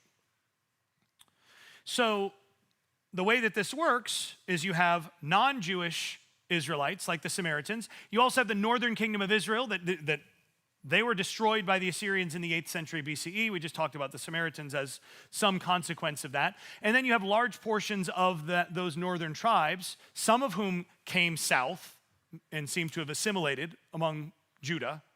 Many of others were scattered by the Assyrians. Many of them taken into exile. Many fled to Egypt. Others fled to other portions of the world. Some went to Greece. You have an early Israelite diaspora as a result of that. Now, unlike the Jewish diaspora, we don't have any indication that, say, the tribe of Reuben retained its distinctive ethnic identity among the various nations where it was taken. Same with Gad or Dan. Where are the people of these nations? Now, you do have recently the B'nai Dan, right, who've applied for, they're in Africa, in Ethiopia, and they've applied for recognition as able to emigrate to Israel, and some of them have actually been received. But even there, that's complicated, right? I mean, we don't know. And beyond that, like, where do we see, like, the tribe of Naphtali? When did we last hear from the tribe of Naphtali? Right? Yeah, Tobit. And what is the book of Tobit about? It's about someone from the family of Naphtali who actually turns out to be faithful to God. And then at the end of Tobit, they go east further east. They're in Assyria, and then they go further east out into the kind of like unknown area where God's going to preserve that family until the time of restoration. So what this serves as in the book of Tobit is an explanation to the reader like, okay, so you might not see the Naphtalites around somewhere, but they're out there somewhere. God is preserving his people out there somewhere so that when the restoration happens, they'll be able to be included, because the problem is if they're not, then the promises that God has made are not fulfilled and can't be fulfilled. If Naphtali doesn't return, God has been unfaithful to his people and to his promises.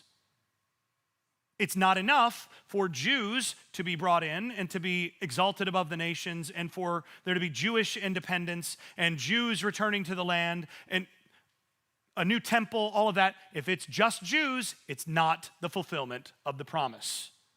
Because you have to have Reuben, you have to have Gad, you have to have Asher, you have to have Naphtali, you have to have all of these different figures. So Tobit says, don't worry. God has sovereignly provided to have them out there somewhere. We just don't know where they are right now, but that's the story. And he's made sure that their bloodlines are still okay, right? How many of you do not know the story of Tobit? Okay. In the story of Tobit, you have a Naphthalite family where the danger is you have a son who's trying to get married, and he's trying to get married to a woman from Naphtali. The problem is that every time she gets married, a demon comes and kills her husband.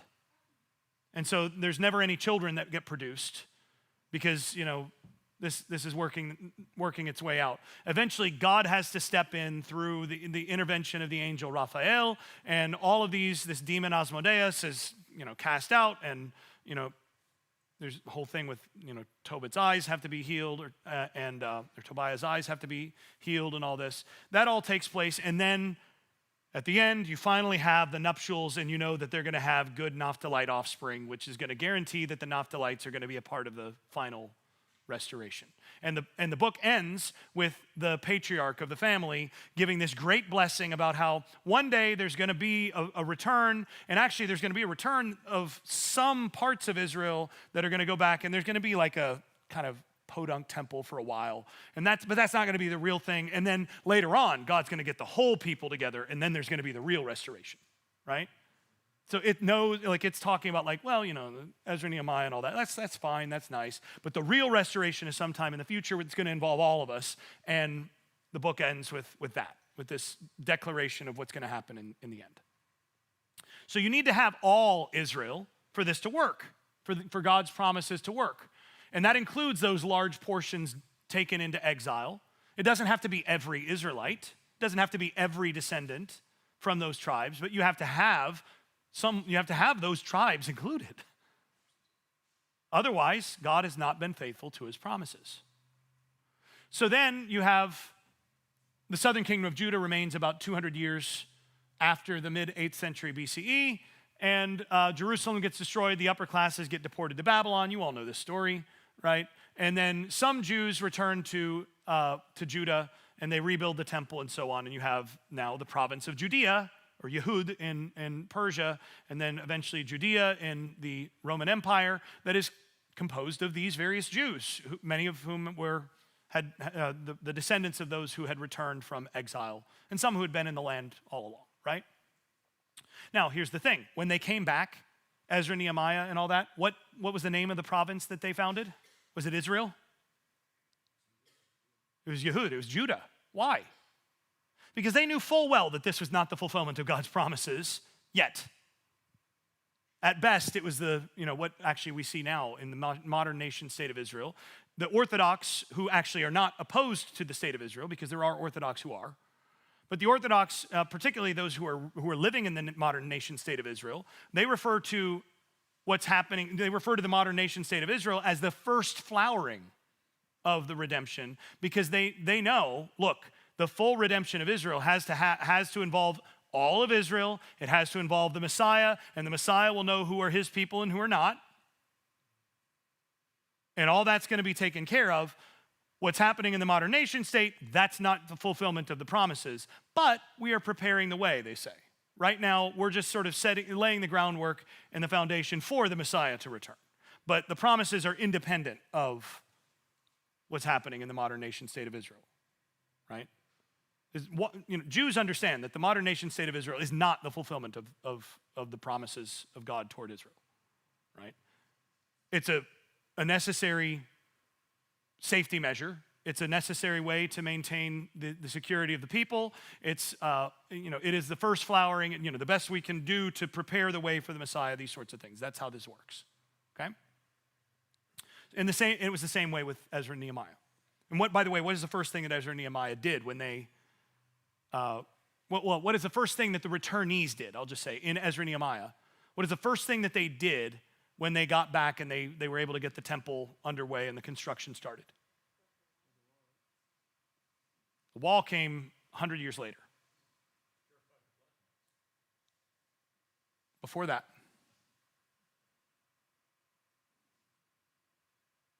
they offered 12 sin offerings. The elders of the Jews, it says, notice the terminology. The elders of the Jews offered 12 sin offerings, one for each of the tribes of Israel. Why? When they dedicated Solomon's temple, did they do that? They offered peace offerings and fellowship offerings and all of this.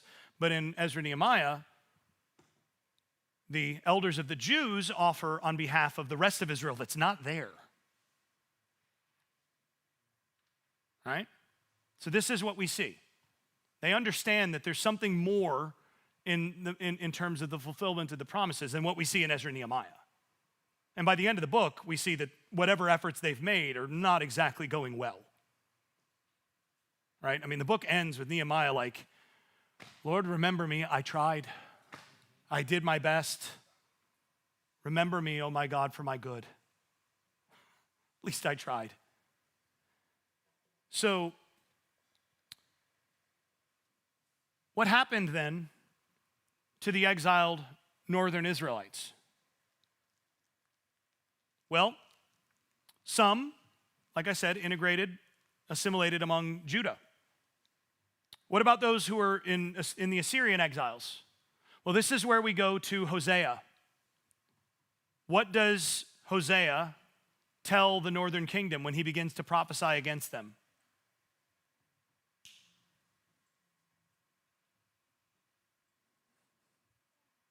He says, you are not my people. Lo ami, you are not my people. You're not, actually, if we really want to get the force of this, he names the third-born child of his wife, who in the narrative, it's pretty clear is not actually the result of him and his wife. He names that child, not mine. That had to be a tough school experience, right?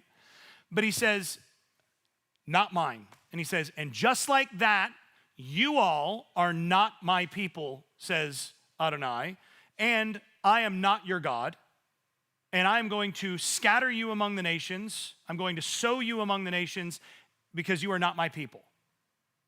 Now, what does that mean?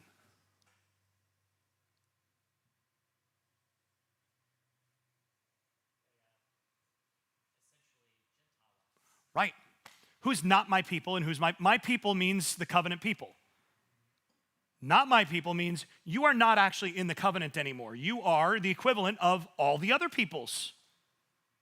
So I'm going to scatter you among all those other peoples. And what's going to happen to you when you're there? I mean, this is what happens with virtually every diaspora people over time, right? You have first generation moves into, think about the United States, right? First generation Italians, they move into the Italian borough in New York. They participate in their Italian parish of the Catholic Church. They marry fellow Italian immigrants and so on. And they send their kids to school in New York where their kids meet non-Italians. And then some of those children go on and they get older and they marry outside of the Italian community.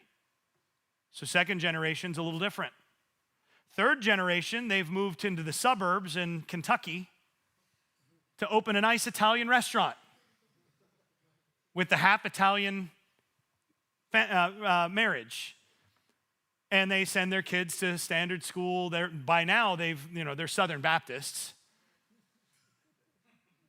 And those children, now they marry the people who'd come, we're now looking into the 1970s or so, 1980s.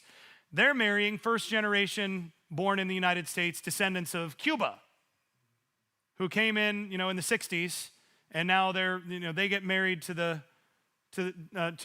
So now you have their quarter Italian, and they're starting to wonder whether they should really hyphenate their Italian American heritage, or are they just Americans?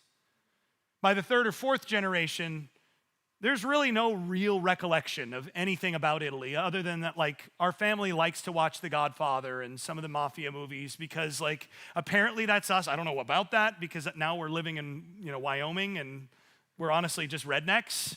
But, apparently there's some Italian back there somewhere. 23andMe says so, right?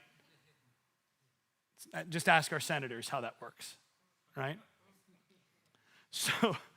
So this is how this works, is that you get over time, it only takes 3 or 4 generations to get essentially full assimilation, where there's no recollection of your heritage. You get 8, 9 generations in,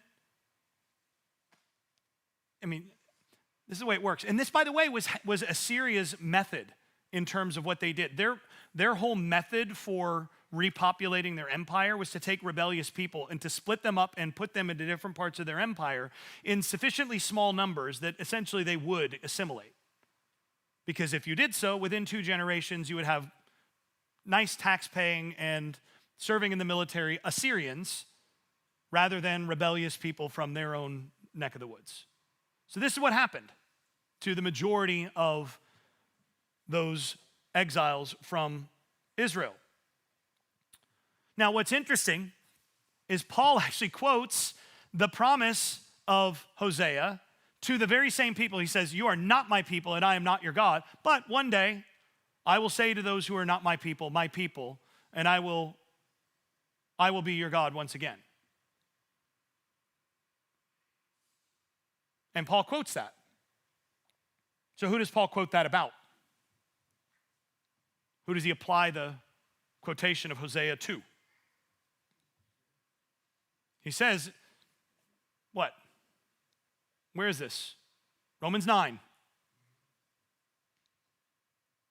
Romans 9:26. What does he say in Romans 9:26?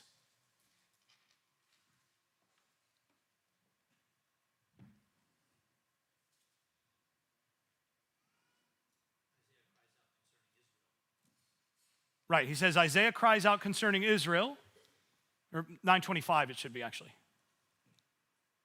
So we have 23 is the end of the potter and the clay, right? And then it says, then we get to 24 and so on, to vessels of mercy, whom he has called, not only from Jews, but also from Gentiles, as it is written. What does he say? Those who are not my people will be called my people. Who's he applying that to? Concerning Gentiles. He says this is the proof text for why Gentiles are coming in. But do you think Paul is unaware of the context in which this prophecy is being? Yeah, he knows. He knows full well that Hosea is prophesying this to the northern Israelites. And now he says, this has been prophesied all along, that you're not only going to have Jews, but you're also going to have, and you would expect him to say, the rest of Israel, the people from Ephraim or whatever, as it is written, not my people, but he then says, but also from Gentiles, as it is written. And that the reason for that is, what does not my people mean, if not Gentiles? Right? He makes that leap. He's like, oh. And why would that be? Well, if they're assimilating among the various nations where they are, by the time we're getting to Paul, they've long ceased to be distinctively, ethnically Israel. Their children are Greeks, Romans, Syrians, wherever. They're, great grandchildren. They're wherever they are. But what they are not is identifiably Israelite. But here's the question. Does that mean that God's promises can't be fulfilled? Because we've known all along, if God doesn't include the rest of Israel, God's promises haven't been fulfilled and he's not been faithful. This is the problem that Paul's trying to deal with in Romans 9 to 11. It's not about whether certain Jews believe or not. The question is, if God doesn't bring in the rest of Israel, can we trust this God? Is his word not powerful enough to bring those people in? So, the real question then comes back. This is why we wind up with the question of the dough. Because the not my people, this actually works on two levels. Not my people get scattered and they get thrown out among the nations. But who are those people? What kind of people were they? Holy set apart Israelites. And now they are cast out among the nations and they come into contact with all these nations. What should we expect to happen by the laws of holiness? What's that? Infectious holiness. Now, what's interesting is that what Paul does here is really clever because he essentially presents this as the inversion of what the gods of the nations are trying to do by consuming Israel. The gods of the nations take their stand against Adonai and his Christ, right? This is Psalm 2, right? The nations take their stand against the God of Israel and his Christ, but what's going to happen? They will be shattered as with a rod of iron. What happens is in Psalm 82, the unjust gods of the nations, they come in and they exceed their mandate. They exceed their boundaries. And what do? What do we know that they do? They consume Israel and they digest Israel. And in so doing, they've defeated the God of Israel, right? Here's the trick. This is one of those, it's like a movie where, you've got the situation where you have to bait the enemy into doing exactly what the enemy wants to do, right? Because then once that happens, then the whole thing gets transformed. So this is like the enemy consumes we'll make up a movie on the spot, right? You have some sort of zombie infection where what you have to do is you have to get the zombie to eat this one thing where like the zombie eats this one, whatever it is, and then in taking that in, the zombie comes to, is resurrected and comes back to life as something other than a zombie, right? What's that? Right. Yeah, okay, that's a good example. Yeah, Hercules, right? This is the Disney one, right? What they tried to do. So what does he have to do in that? He gets consumed by the Hydra and kills it from the inside. Right. And this, by the way, is this is a riff off of very old stuff. This is the Baal myth. This is what happens in all sorts of ancient Near Eastern mythology where you have the notion of a god that then allows himself to be consumed or, enters into death in order to burst out, right? Well, this is what Paul argues. We see it in the death and resurrection of Israel's Messiah. What we don't realize is that the death and resurrection of Israel's Messiah is a microcosm of what God has been doing with the whole people of Israel all along. That the whole people of Israel joins Messiah in death, and in that death among the nations resurrects and then brings life to the whole world, right?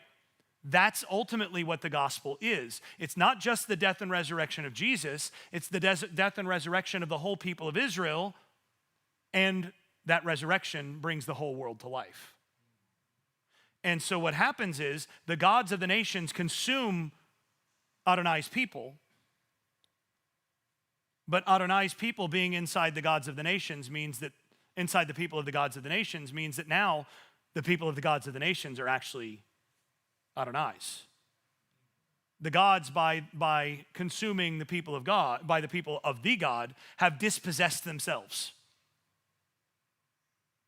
right? So death is the actual means of conquest.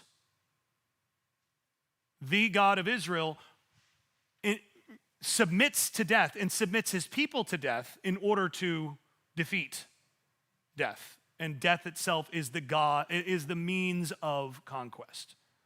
And so this is what he says is happening.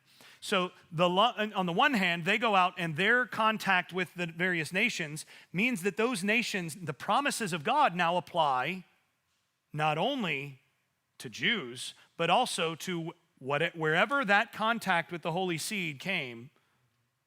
Now the promise applies to them because they've come into contact with the separated piece. This also applies on the other side of this, though, in that when these people are then brought in from the nations, to whom are they joined?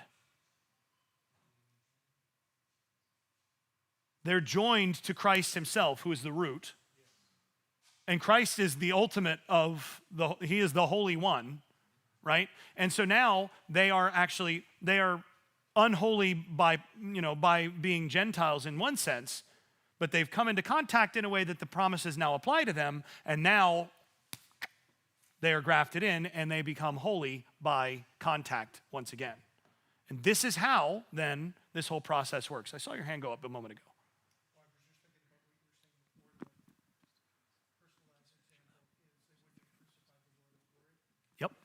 Yep. They wouldn't have crucified him if they had known that his death was in fact his victory. But God's way of fighting the battle is to take the primary tool, the primary weapon of the enemy, and weaponize that enemy against the enemy, right? The one who lives by the sword will die by the sword. And so what God does is he doesn't fight in that way. The God of Israel turns that around. So what do we see when Gideon and his army take the Moabites, right? What do we see? Right, they fight and kill each other themselves, right? This is how this works. So ultimately, the branches then become part of the tree. The branches then become dependent on the nourishing root. And what we have is we have outsiders who are integrated together into the people ultimately of the Messiah, but the Messiah is from Judah. Right? This is why Jesus says in John, he says salvation is from the Jews. Straightforward about that. And Paul says the same thing in other language at the beginning of Romans. To the Jew first and then to the Greek, right? Because the Greeks are being integrated into the same people, and again, coming into contact with the holy. This is how this works. So,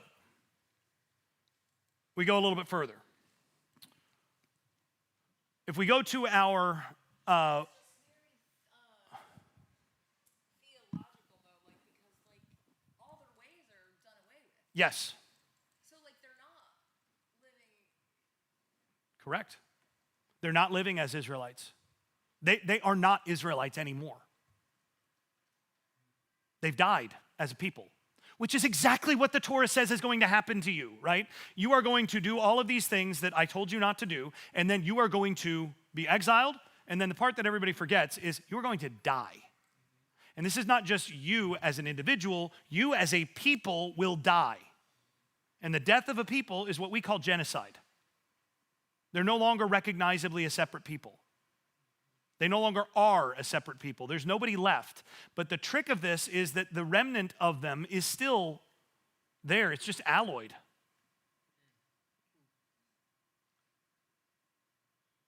So the promises of God extend beyond the grave, though. Right? The promises of God are not just to those who are living in a particular way, who are still even alive. The promises of God extend to Israel beyond the grave.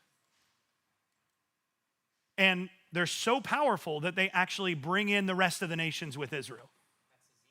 That's Ezekiel 37, right? Which is the cover of my second book for a reason, right? It's probably my favorite piece of art. It's that Doré painting, or that Doré woodcut of the Valley of Dry Bones.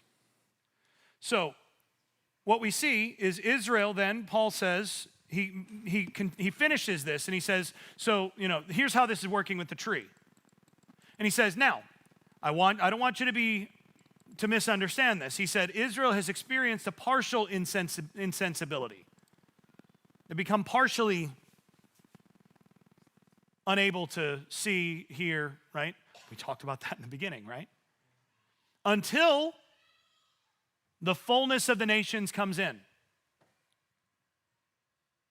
And thus, and so, or you might say, and in this way, all Israel will be saved, as it is written. Now, that seems pretty baffling, right? So, he says the way all Israel will be saved is by the fullness of the nations coming in. That seems contradictory on the surface, right? But if we go to Genesis 48, and I'm sure that in this group, many of you know this passage, right? This is the blessing of Ephraim and Manasseh, right? What happens in the blessing of Ephraim and Manasseh? Yes. Joseph brings his sons, and he positions the firstborn on the right side of his father and the secondborn on the left side. And Jacob, being Jacob, goes. And Joseph is like, Dad, no. And Jacob stops him and says, I know, my son, I know. He says, no, not so. This is the firstborn. I know, my son, I know. He too will be a great people, and his seed will be blessed. But his younger brother will be greater than he, because his seed will become. And what does it say in your versions? In Genesis 48:19, his seed will become. Most of your versions are going to say something like a multitude of nations or something like that, right? A cacophonous nation or a populous nation. Cacophonous actually would be a good translation of some of the older ancient versions that are trying to connect this with Genesis 17. But a populous nation, right? Is there a footnote in there? A lot of times in those in Bibles, they'll say something like a populous nation or a multitude of nations or whatever, and then there'll be like a little A or whatever, and then it takes you down to the bottom, and then it'll say Hebrew or literally. What does yours say when it does that? So it does have that footnote? Multitude of nations, Fullness of nations. Really? Anybody else? Multitude. Anybody else have the footnote? What? Yeah, fullness. How many people here have a little bit of Hebrew? If I were to say Malo Hagoyim, that's what this actually says. Malo means what? Fullness, not multitude. It is fullness. It means like the full effect, like the fullness of something. Fatness in some sense. But the fullness of, and then if we have in the construct state, Malo Hagoyim means the fullness of the nations. Right? This is what this says. Now, it's not normally translated that way because it's confusing as all get out what this means. It's like, what in the world? What does this mean? So what has been done since actually most of the old manuscripts of the Greek Bible, so we're talking about 2 millennia of translation here. What has been done is generally it gets conflated, it gets harmonized with the promise to Abraham in Genesis 17, that your seed will become a multitude of nations, which is what Abraham has promised. And it's right to connect those promises, by the way. But this one is actually the one that Paul's talking about. And there's actually something important to understand about the narrative of Genesis as Paul understands it. And that is that the narrative of Genesis is actually the narrative of a specific promise of God to a specific family that then passes down through a specific line. So, Abraham is promised, you will become the father of nations. All the nations of the world will be blessed in you and in your seed. By the way, in your seed, right? Then he's told, you will be a father of many nations, right? So he gets this blessing about his relationship with the nations and him bringing blessing to the nations, right? Then he goes to pass that blessing down, and he wants to pass it down to Ishmael. Oh, that Ishmael would be blessed before you. And what does God say? What does Adonai say? He will be blessed, but it's through Isaac that your seed will be reckoned. And that's what Paul points to at the very beginning of Romans 9. Right? He also points to that in Romans 4, Romans 5, right? Through Isaac your seed will be reckoned. Why? Why can't it be both?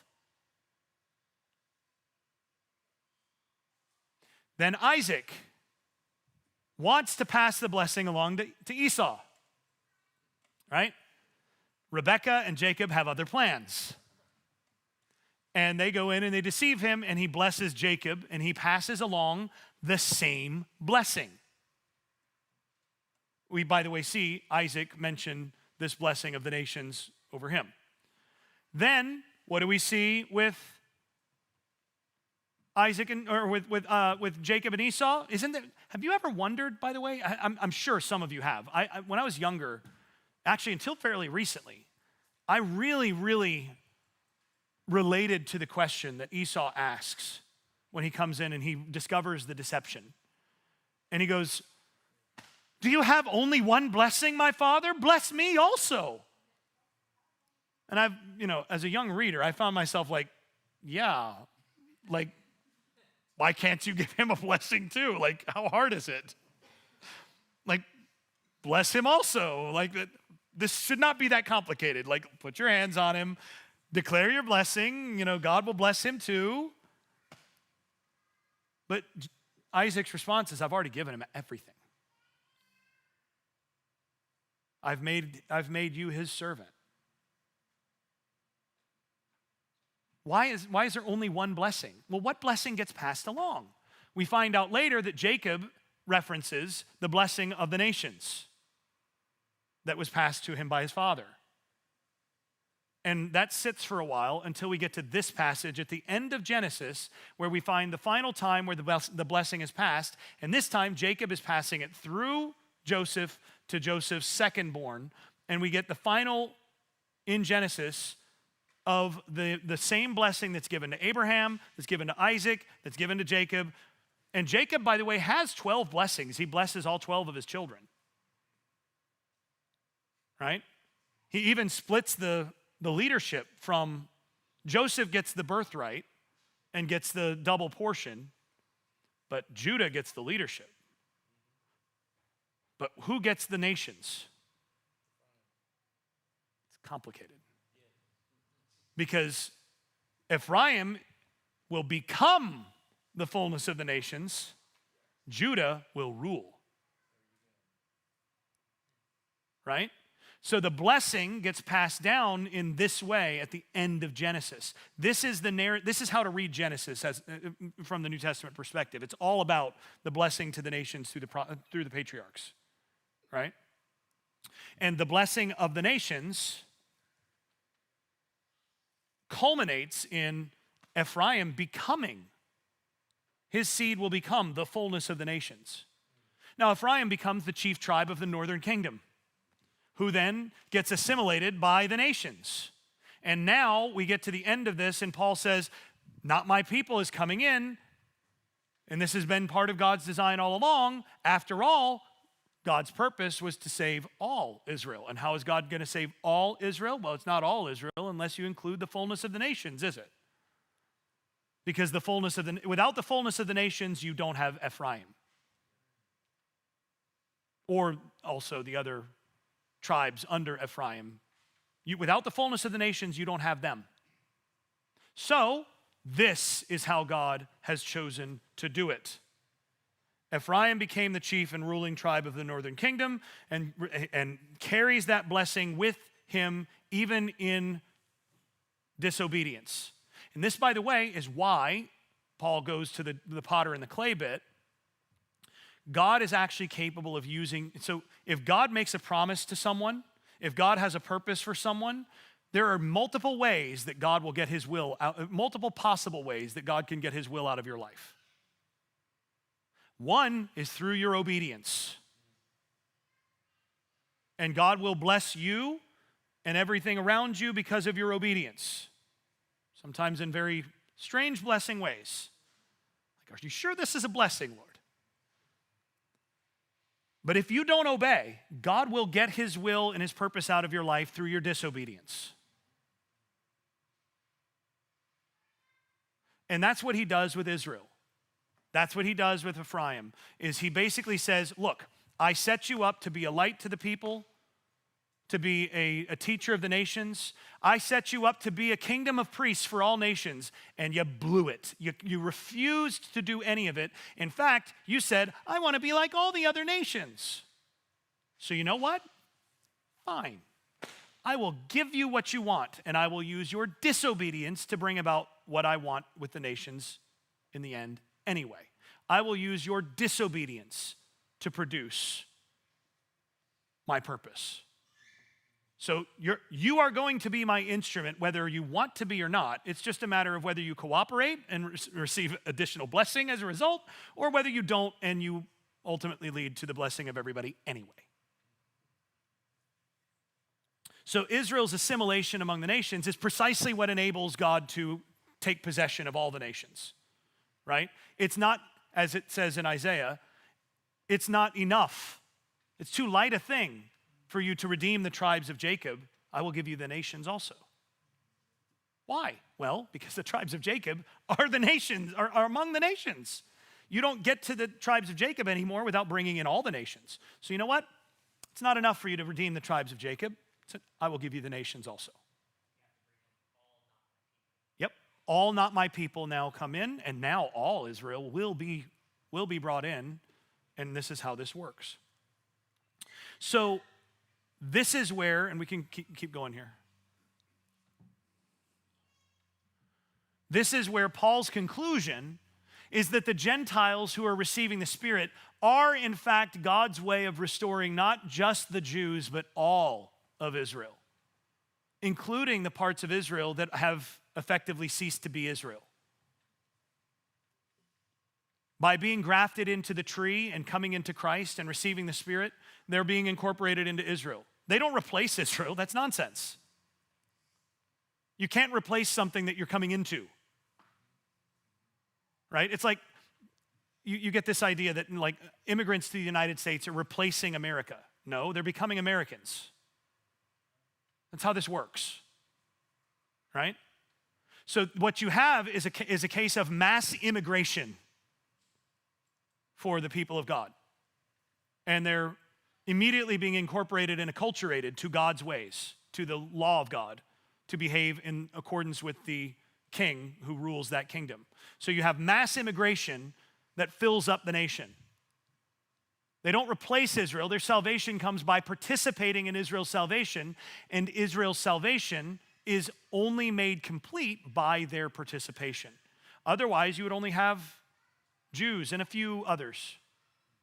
But here you have all of Israel. You have the fullness of the nations as promised. So this means that for Paul, Israel is being resurrected as a people. Israel died among the nations. Now Israel is being resurrected and bringing everybody else with them. And this is the magic of the gospel in this sense. This is Ezekiel 37. Can these dry bones live? And they are enfleshed, and then they have the Spirit breathed into them, and they stand up on their feet, a great army. Right? This is what that promise is. This is how Paul understands it. The union between Judah and Ephraim requires that you have Jews and Spirit-filled Gentiles joined together. And God's plan all along then is fulfilled, that Israel becomes a light to the nations and brings the nations in so that in Abraham's seed all the nations of the world are blessed. Now this is then also all the promises and purposes of God for Israel and for the nations are thus happening in one move, right? It's not a this, then that. God's like the martial artist who strikes and defends at the same time, right? You've got some that, you have 2 beats and then others that are 1.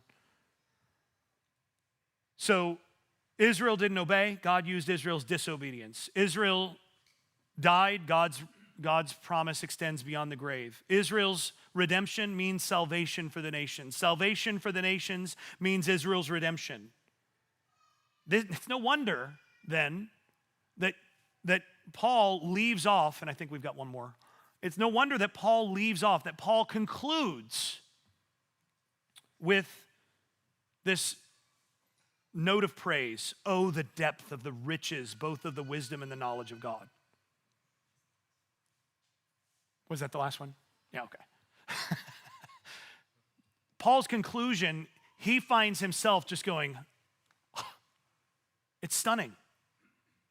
No one would have ever seen this. No one would have ever seen this coming. And yet it's all right there. And that's why he leaves off and he's just like, well, there's nothing left to do but praise, right? There actually is one last thing left to do on that. At the end of all this, he says, thus all Israel will be saved, as it is written, I will, what? Remove the impiety from Jacob. Remember in the first talk, I talked about how the very first thing that Paul says God's wrath is revealed against in Romans 1:18? The same word, impiety. And this is the lack of the love of God. And he says, the promise is I will remove impiety from Jacob.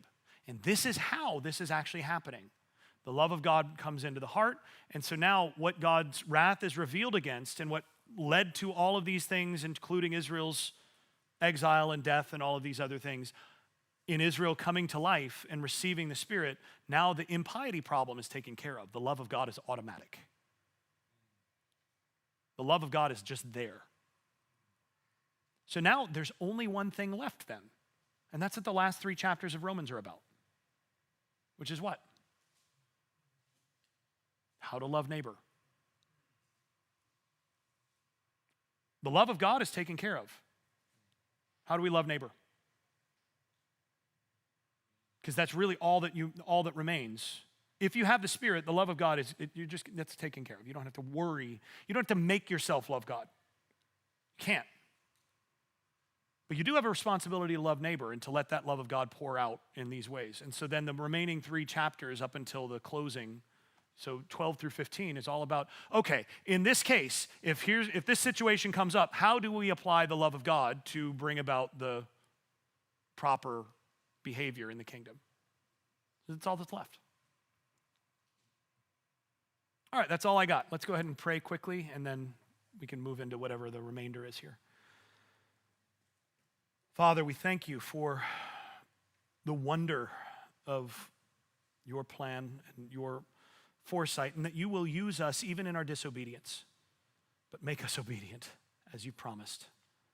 And let us understand your ways and how we fit and how best to live in your kingdom. We ask this in the name of your Son. Amen. All right. So what do we have? We got a little bit of additional Q&A. Is that how this is going to work? If you're willing. I'm up for it.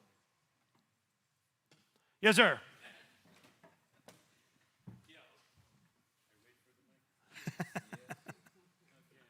I am going to grab my water real quick. All right. So, this is what you just explained is why I have come to understand for 2,000 years, the Christian church has emphasized, as we say in the evangelistic world, accepting Christ, receiving Christ. I call that pledging allegiance to Israel's Messiah King. And I'm seeing that as a reversal of 1 Kings 12, when the kingdom splits and the northern tribes say, to your tents, O Israel, see to your own house on David. Yep. So it's undoing that disobedience, pledging again I'm thinking bayat, that's the Arabic term, to the king, yep, to be brought into the kingdom. That's right. Okay. Yeah. Kiss the son that he be not angry. Right? This is the be my friend, Godfather. Right? Kiss the son. This is you walk in and you kiss the king's hand, and now you are his. And it is, again, you are absolutely right. It is the reversal of to your tents, O Israel, to your own house, O David. Yeah. Thank you so much for both your talks. Yes. Learned a lot. Yeah. So I had a question about this notion of infectious holiness, which I love. And I was thinking, is there, do we see kind of a connection here with Yeshua's healings? Like when he, for instance, heals impurity, like the leper. Absolutely. Yeah. So, and actually, this is where I think Matthew Thiessen's book, Jesus and the Forces of Death, is helpful on that. It's not perfect, but it's very good. It's an excellent book. And he points out that essentially what you get in these healings in the Gospels is Jesus as the Holy One is the bearer of life. And, you know, when you look at impurity, so if we want to understand the purity system in the Torah, impurity basically represents mortality, right? It represents your being subject to death and reproduction, right? We are fleshly beings, and being fleshly comes with all sorts of nasty stuff, right? Our bodies are leaky. They're, you know, and the older we get, the more leaky. It's like younger and older, get more and more leaky and just, you know, kind of gross, right? And all of the things that have to do with that, whether that is things specifically associated with menstruation or semen or any of the reproductive aspects, things that have to do with death itself, the most impure thing is a human corpse. You can't get more death than that, right? All of these things and things that represent that resemble death, scaly, you know, pallid skin, these sorts of things, that gets marked out as this is like a death infection. And what does Jesus do? He walks in the door, and his life is more powerful than the death that would oppose him, right? And that culminates in resurrection from the dead. He is that dude, right? So that's what that ultimately is about. And so his life is infectious beyond the normal bounds of, you know, if you put one of us in the room and attached us to a corpse for 4 or 5, 6 days, 10 days, eventually that rot is going to actually infect us. We're going to die because of being in close proximity to the corpse after a while. But for Jesus, you make him touch that corpse, and the corpse comes to life. So it's a different thing, yeah. So that's a motif then that we see throughout the New Testament. Mm-hmm. A couple other quick questions, if you don't mind. Yeah. So you talked, in the first talk, you talked about obedience from fidelity. Mm-hmm. Paul uses this unique phrase in the very beginning and end of Romans. So he kind of frames it, obedience of faith is how it's usually translated. And he says, you know, that Christ gave him apostleship in the beginning of Romans. He gave him apostleship to bring about the obedience of faith. Yep, and that's his mission. Then he says something similar at the end. So is that's the connected then to this bringing about fidelity from faithfulness. Yep, that's shorthand. So, you know, you could say from fidelity, or you could say of fidelity. The genitive is from or of is basically the same idea. But the concept here is that the obedience is derived specifically from the fidelity that is in the person. Now, the question that Paul has to get to all along, and this is what, it's just so easy to misunderstand this because of, a couple thousand years of baggage, but it's not hard to understand what he's arguing about here. What he's trying to get at is, how do you get the right kind of obedience that's going to satisfy God?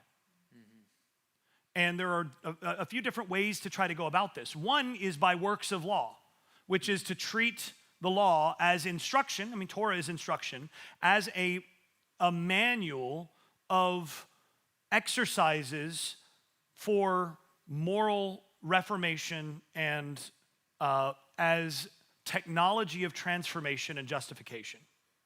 Right? So by making sure that I don't eat these things and that I don't eat these things, that I do eat these things at these times, that I have my foreskin cut off at the right time, and that I do all of these various things, that all this stuff is done, that is actually going to make me into an obedient and just person who loves God correctly and does all the things that please God. And Paul actually argued, and by the way, this was a very common view in early Judaism. We see this in Philo, we see this in the letter of Aristeas, we see this in 4QMMT, in the Damascus document, we see this in the Wisdom of Solomon. We see it's all over the place, this idea. This is a very common notion, that you observe these things in order to become a just person. Paul argues it doesn't work, right? Philo says it's important for a man to be circumcised because by removing the foreskin, the man is going to be less inclined to be basically a man whore.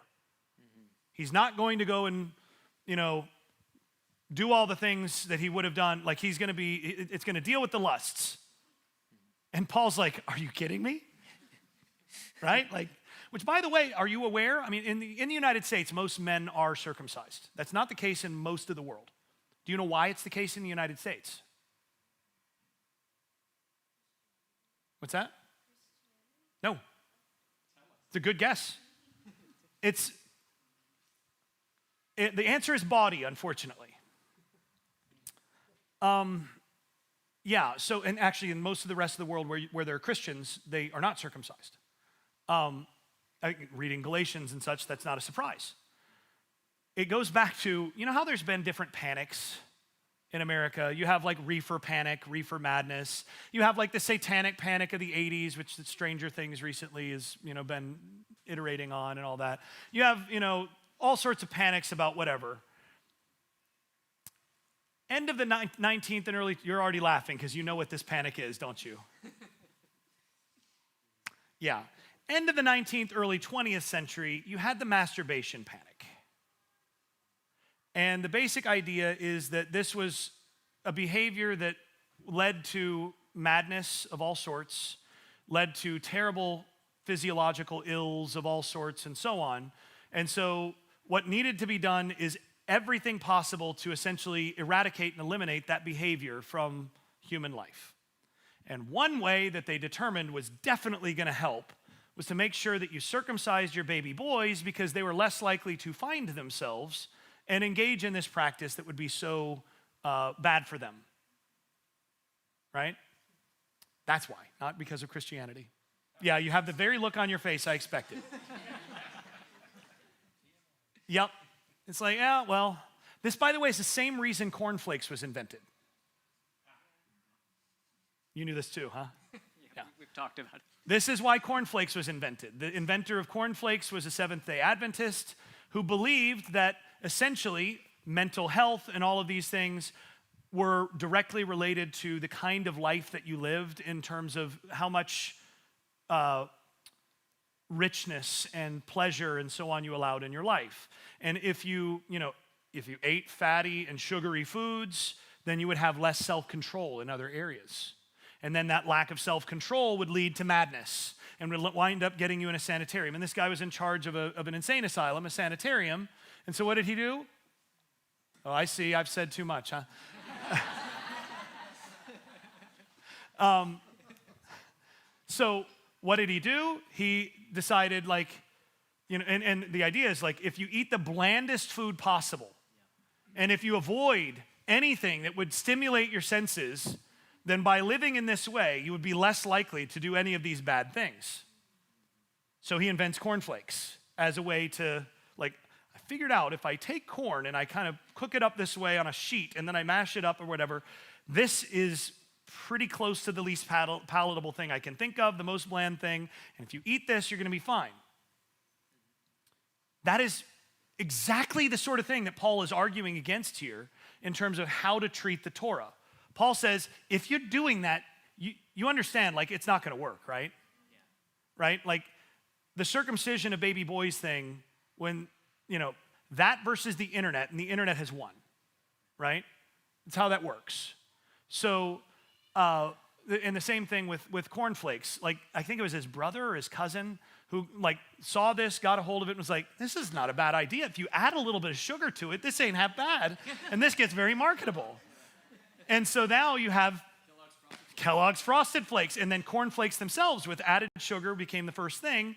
And it's like, and you can see, like, the original, like, this is exactly the opposite. And his buddy's like, we're making money hand over fist here. We're going to make breakfast the most, the most important meal of the day. Eat your sugary meal, and then, we'll obviate that circumcision right away, right? And you cannot persuade me that the mascot or the symbol of cornflakes is an accident. It's totally trolling. But, it's classic. But what Paul's doing here, she just realized it. Yeah. Yep. You see what I'm saying? They're trolling. So, sometimes history is weirder than you think. So this is what Paul's arguing against, and he's saying, look, you can go get circumcised, and that's not going to change the heart that makes you want to look at that woman and go and do things that are disobedient to God. That's not going to change that. Obedience has to come from the heart out, and then you're taken care of. But you cannot go outside in and try to train yourself to obedience with all of this discipline. It's not going to actually make you righteous. Unless your righteousness exceeds that of the scribes and Pharisees, you will not enter into the kingdom, because the heart has to change. And then it's going to work.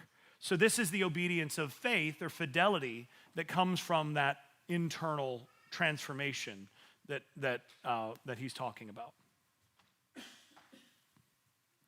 So you know how there's like isolated tribes that don't have any contact with the rest of the world? How do they assimilate with like Israel and all that stuff? I have no idea. This is not my plan. Okay. Yeah. You'll have to ask someone a good bit more knowledgeable and maybe omniscient than I am. But I do wonder how many of these isolated tribes have been isolated for how long and how isolated. We don't know in many cases. Right? I mean, you go back a few hundred years, maybe 1,000 years, and you get you get tribes that have been isolated for 1,000 years. That still gives you, 1,500 to 2,000 years before that for some sort of connection, and all it would take is one. So, I do wonder. I just don't know. Yeah. This is a fun one. To give God a lot of credit for being able to figure out those things on the next level. He knows. Like when Jesus said, I can raise up stones to be Abraham's seed. He's like, okay, I guess you can do whatever you want because you're God. But the thought I had was infectious holiness on a next level is Paul also mentions in 1 Corinthians 7 about the believing woman has a husband who's not a believer. And ultimately, God makes her marriage holy because God's looking for godly offspring. Yep. So it's again transferring that holiness in a more in the church sense rather than in the physical Israel sense. And the children who are the result of that union are holy by nature. They are born holy, and that's something important to understand. I've heard it said a lot in evangelical circles that God has no second generation children. Right? Every child is born totally depraved and corrupt and outside. And I've even known people who've argued that, if a child dies before they have the chance to accept Jesus and pray the prayer, then that child's going to hell, right? And same expression you had earlier, right? So here's the thing, is if you read 1 Corinthians 7:14, where he says the the child is the unbelieving spouse is sanctified by the believing spouse, and otherwise your children would be unclean. So your children are holy, otherwise they would be unclean. He's saying that the children born to a single believing parent is regarded as God's from the jump.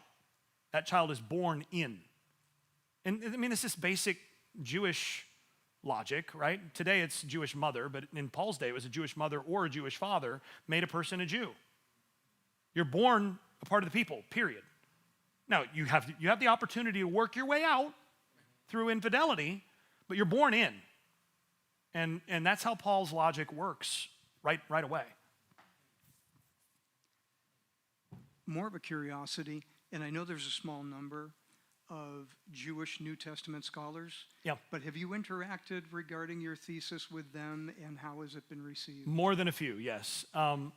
So it's a little bit mixed. I've gotten some who've been like, yeah, I think this actually probably, you may actually have cracked it, like this might be right. I know of one, I remember Mark Nanos once, when I this is probably 10 years ago, when I first was talking about this with him, he looked at me and he was like, I think you might be right, but I really hope you're wrong. So I've gotten that. There's been some others who had differing responses. For the most part, I would say to date, it's been, I need to really chew on this for a while. So, and we'll see. I mean, there's a number of like really prominent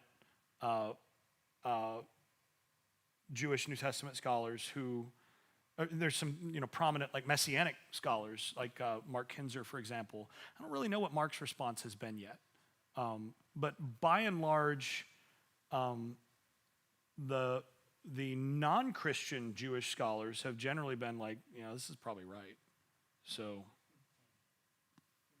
I mean, my advisor when I was in my undergrad, where I first started working on this project, was a Jewish New Testament scholar. So David Levinson. Yeah, David Levinson at Florida State. And he was where, I mean, I was working on this project with, while I was his student before I was anywhere else. Yeah. So I just, at the end of everything, like Paul is just sitting there with his mouth open. Yeah. And that's the way we should all feel, right? This is like the mystery of the gospel has been revealed to us. It's not a mystery anymore. Paul has brought it out. And I just kept hearing, stuff from the Ante-Nicene Fathers and some of what you're sharing there with respect to the cosmic redemption or the recapitulation. Yep. And a lot of Irenaeus like coming through across in your message as well. So Yep. It's just awesome the way that God works. He solves the problem by internal means. He enters into the created order and he brings us up to where he is. And it's very like, that's kind of like the main way that the atonement and the redemption is viewed, in the Eastern Orthodox Church as well. Yeah, and it turns out that the early church fathers weren't bad readers. They weren't idiots. Who knew? Got a few more questions here. Oh, I just wanted to. No, I'll just do one. I did want to kind of understand how you address Luke 2:36, because from what I understand, the idea is that the northern tribes they essentially Gentiles. This is Anna of Asher. Yeah, Anna of Asher. Yeah, that's a difficult one for me to answer, because it's the only case in which we have someone from Asher for roughly 8 centuries, and then we have no one from Asher again after that. So there's been a number of ways to try to deal with this. One is, a lot of biblical scholars are just like, yeah, obviously she wasn't really from Asher, but this is Luke's symbolic way of representing this. I'm less inclined to go that direction. I think if we're going to take Luke seriously there, that this is actually something that happened, then we would have to conclude that there were at least a few people. There might, for all we know, there's one family from Asher that still recognizes itself as from Asher in some way that is around, from which Anna is there. Okay, fine. But Balcom and others have tried to address this. This is a hard question for anybody.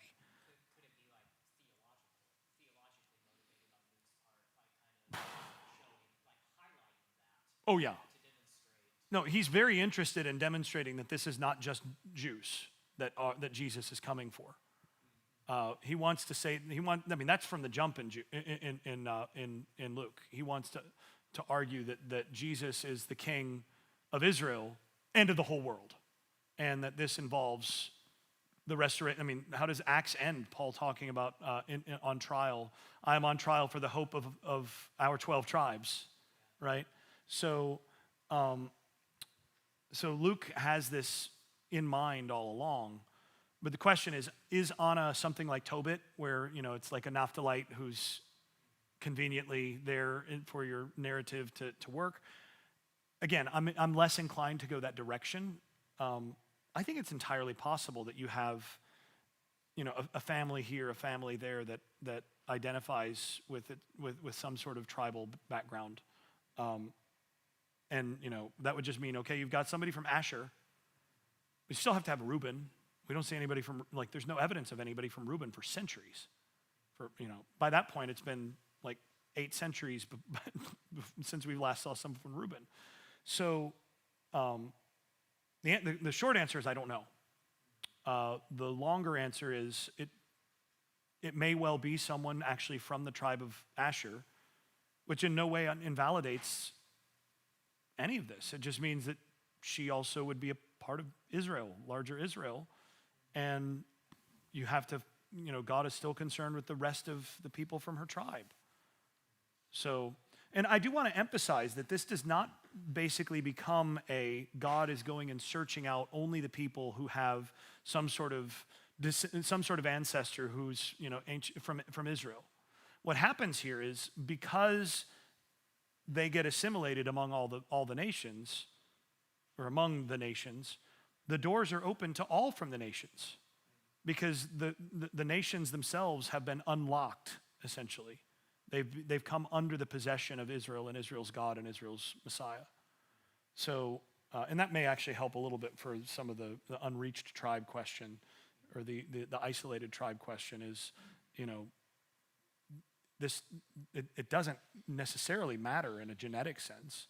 What matters is that in the larger sense, this has thrown the doors open to all, specifically for the purpose of redeeming the whole people of Israel. Yeah. Thank you, Doc. I had a question about 1 Corinthians chapter 7. I just wanted your take on it in terms of, you were talking this afternoon about circumcision. Mm-hmm. And I was thinking about, I think it's somewhere like verse 18 or something, 1 Corinthians 7, where he's talking about if you are circumcised, don't try to do anything to get rid of that. If you are not, don't try to become that. And he says circumcision is, circumcision is nothing. Foreskin is nothing. Right. All there is keeping the commands of God. Right. Yeah. So I guess my question is that to have been properly circumcised or to become circumcised, is that a commandment of God? To have said, don't necessarily worry about it, but what's important is that you keep the commandments of God. So you're asking, well, isn't circumcision a command? Yeah. Yeah, well, it's not a command for you to circumcise yourself, right? When is an Israelite boy or a Jewish boy supposed to be circumcised? This isn't a command that you could keep for yourself anyway. In that respect, right? Now, then the question comes in. Okay, true, but in the covenant with Abraham in Genesis 17, and this is surely what Paul's opponents are saying, is they're saying, look, God says to Abraham, I will do all these things. As for you, you will be circumcised, and you will be circumcised in the foreskin of your flesh, and this will be the sign. Or as for you, you will be circumcised, and this will be my covenant with you. And you will be circumcised in the foreskin of your flesh, and this will be the sign of the covenant that I have with you. You and all your seed after you will be circumcised in the foreskin of the flesh. And if any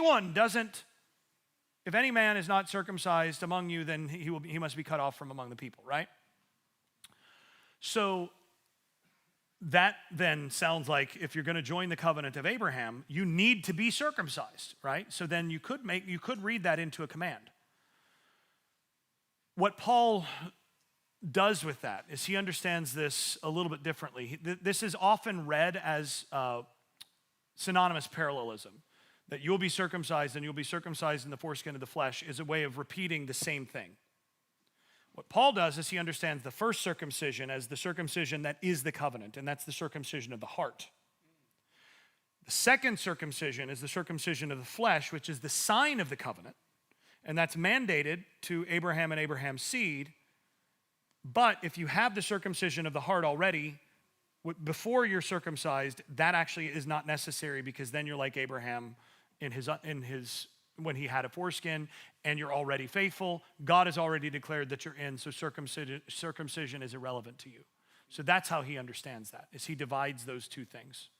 And he's not the only, that's not unprecedented. He's not the only one who makes that distinction between circumcision of the heart and circumcision of the flesh in that passage of Genesis. Philo does the same. Philo just thinks that you need to do the symbolic one too, no matter what. Dr. Staples, thank you so much for your time with us. It's been a pure joy. I got a two-parter for you. You started and you mentioned a little bit about Jesus' resurrection being for the purpose for the Torah, and talked a little bit about that. You mentioned about belief in Jesus a little bit, and I'm just curious what are your thoughts about the role of belief in Jesus and what that term means, to believe in Jesus and accept him into your heart. And then from that, what role does that play in the assimilation in the restoration of both Jews, modern day Jews and Gentiles? Okay, so first of all, the word belief is coming from pistis, right? This is faith, fidelity, that sort of thing. I think that the primary sort of the primary central meaning of this is fundamentally covenantal, in that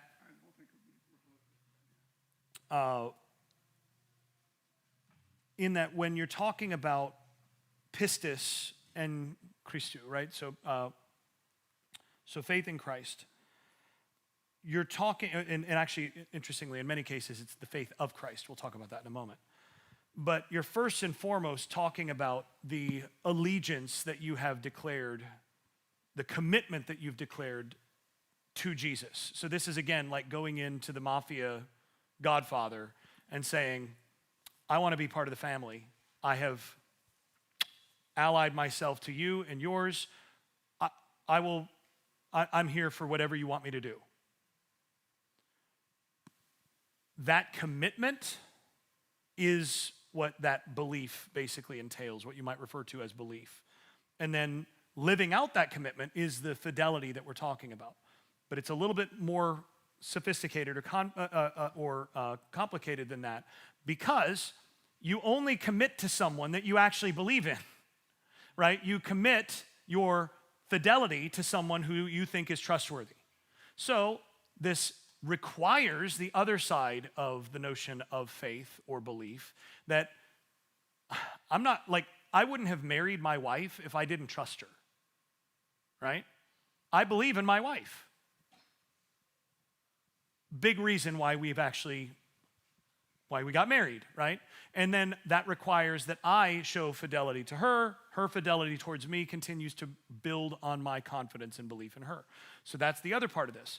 But then we get to the other aspect of this, which is the idea that in most of the cases that we see Paul talk about, what in your most Bible versions translate this as faith in Christ.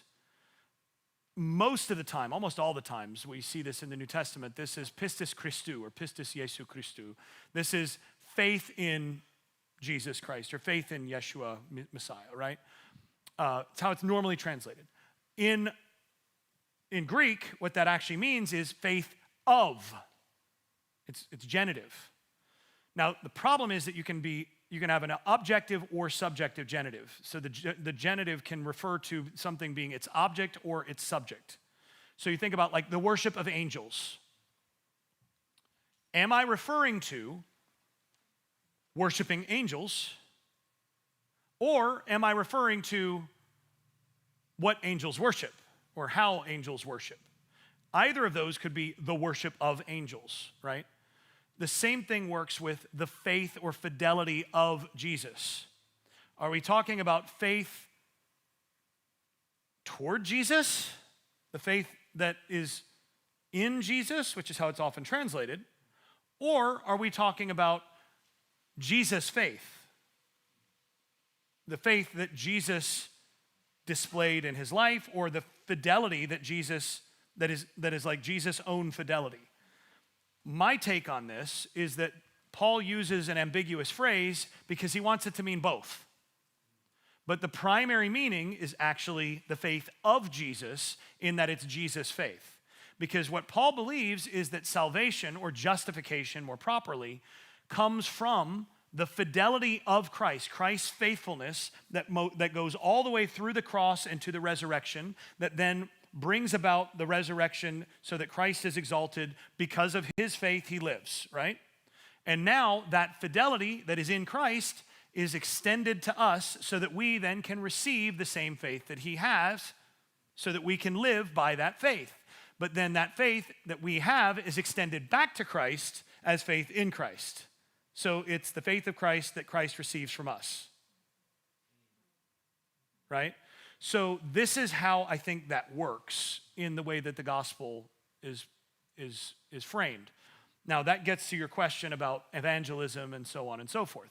I think ultimately the job of evangelism is to proclaim the king of, proclaim that you have the king of the kingdom, and then teach to do what he said, and to do so because he is the king. I do suspect that when it comes to judgment, many of us will be surprised. That many who prophesied in his name and were out in the streets and so on, doing miracles in his name and all this, will be told, "I never knew you." And others who are completely unaware of their fidelity that they have received from him, who've been giving cups of water to his brothers, are going to go, "When were you hungry, Lord?" So I think we have to be very aware that when the judgment comes, we may be a bit surprised. But our job is to proclaim the dominion and the rule and the justice and the love of the king. That's as far as we can go.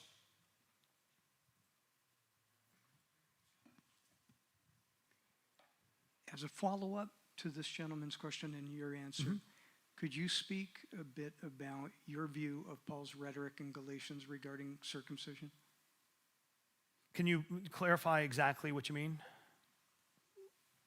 Why is Paul prohibiting seemingly Gentiles from circumcision?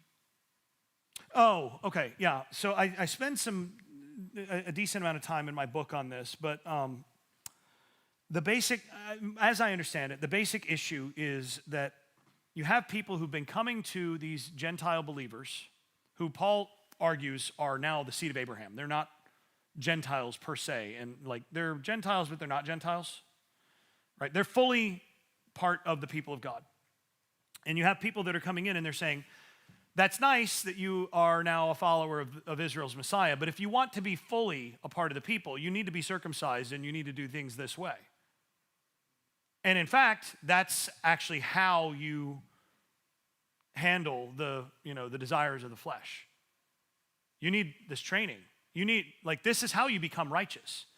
And Paul freaks out at this idea. He's like, no. If you get circumcised in order to join the people of God, you're acting as though what happened to you already to bring you into the people of God is invalid. You are invalidating that. So that action, you're treating it as though God's action on your behalf doesn't mean anything. And if you're treating it that way, I mean, read between the lines on what you're doing. Secondly, it doesn't work anyway. All it does is make you a part of the written covenant with, that all Jews are under. And guess what? All of us have been under the curse. So all you're doing is you're bringing yourself under the covenantal terms from which we're all being saved by Jesus to begin with. So why would you do this? You've already got the promise, and now you're going to take a step back and put yourself under the curse so that you can be saved from the curse. But you're acting as though you're putting yourself under the curse is going to make it so that you actually can receive the curse, but now it's under your volition and through your action rather than Christ's. That's not how that's going to work. So I think that's the basic rhetoric, is you're invalidating the work of God by acting as though you have to do what's necessary to become a part of the people. And in so doing, you're only bringing yourself under the very curse that Jesus came to save everybody from. So that's how he understands it. Dr. Staples? Yes, sir. I know we've kind of run to an end of the time that we committed to, so I thank you for opening yourself up to the firing squad. But since I have the mic, I'd like to ask one more question. Yeah. I love it. I'd love your hot take on Jonah 4:8. Yes, one of my favorite verses. I think you mean 4:9, but did I sign it with 4:8? Should have been 4:9. So this is one of my favorite verses in the Bible. So any of you who've ever had anything signed by me will discover that I have a rotating circuit of verses that I will accompany with. But Jonah 4:9, which it should be, anyway, I think 4:8 it's related, but 4:9 is, and the Lord said to Jonah, do you have good reason to be angry about the plant? And Jonah said, I do have good reason, angry enough to die. I love that verse. That whole last part of Jonah is the part that always gets left out in children's Bibles, unfortunately, and it's like where the main message of Jonah actually lives. And the whole thing is like, Jonah gets furious because of his own discomfort. And God comes to him and is like, you have good reason to be angry? It's like, yes, I do.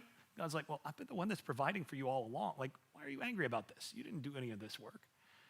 And they, finally do this thing. And then probably the funniest verse in the Bible is the final verse of Jonah, right? Which is, do I not have good, you were prior verses, you were upset about the plant, which you didn't plant, you didn't water, and so on. And then the final verse of Jonah is, do I not therefore also have reason to be concerned for the city of Nineveh, which has 120,000 people who don't know their right hand from their left, and all those cattle.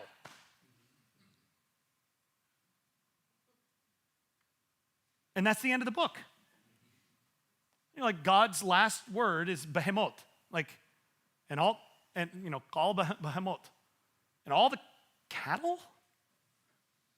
Your concern is the cattle of Nineveh. Okay. But yeah, I love that so much that, he's just like, don't you understand? I've got bigger things in mind. I'm thinking, somebody please think of the cattle. It's great. I just love Jonah. We love Jonah as well, so I appreciate you expounding on that. Well, everybody, please give a hand if you enjoyed Dr. Staples. Thank you. This was a real treat, as you guys know, and it will be recorded. It'll be on our YouTube channel, Founded in Truth, both sections in one video. So just a reminder, guys, thank you so much, and we would love to not only bless Dr. Staples, but also make room for this to be a more frequent occurrence, where we invite scholars, academia into the pulpit, which it's been far too long removed. And so this is definitely something I support, and I hope you support that with us. If you'd like to give, please give. I'm not even going to ask. Please give. You can do so with one of the QR codes that is for offerings in the brochure, or there's a box out in the lobby. So thank you, everybody. And with that, Shabbat Shalom and Shavua Tov.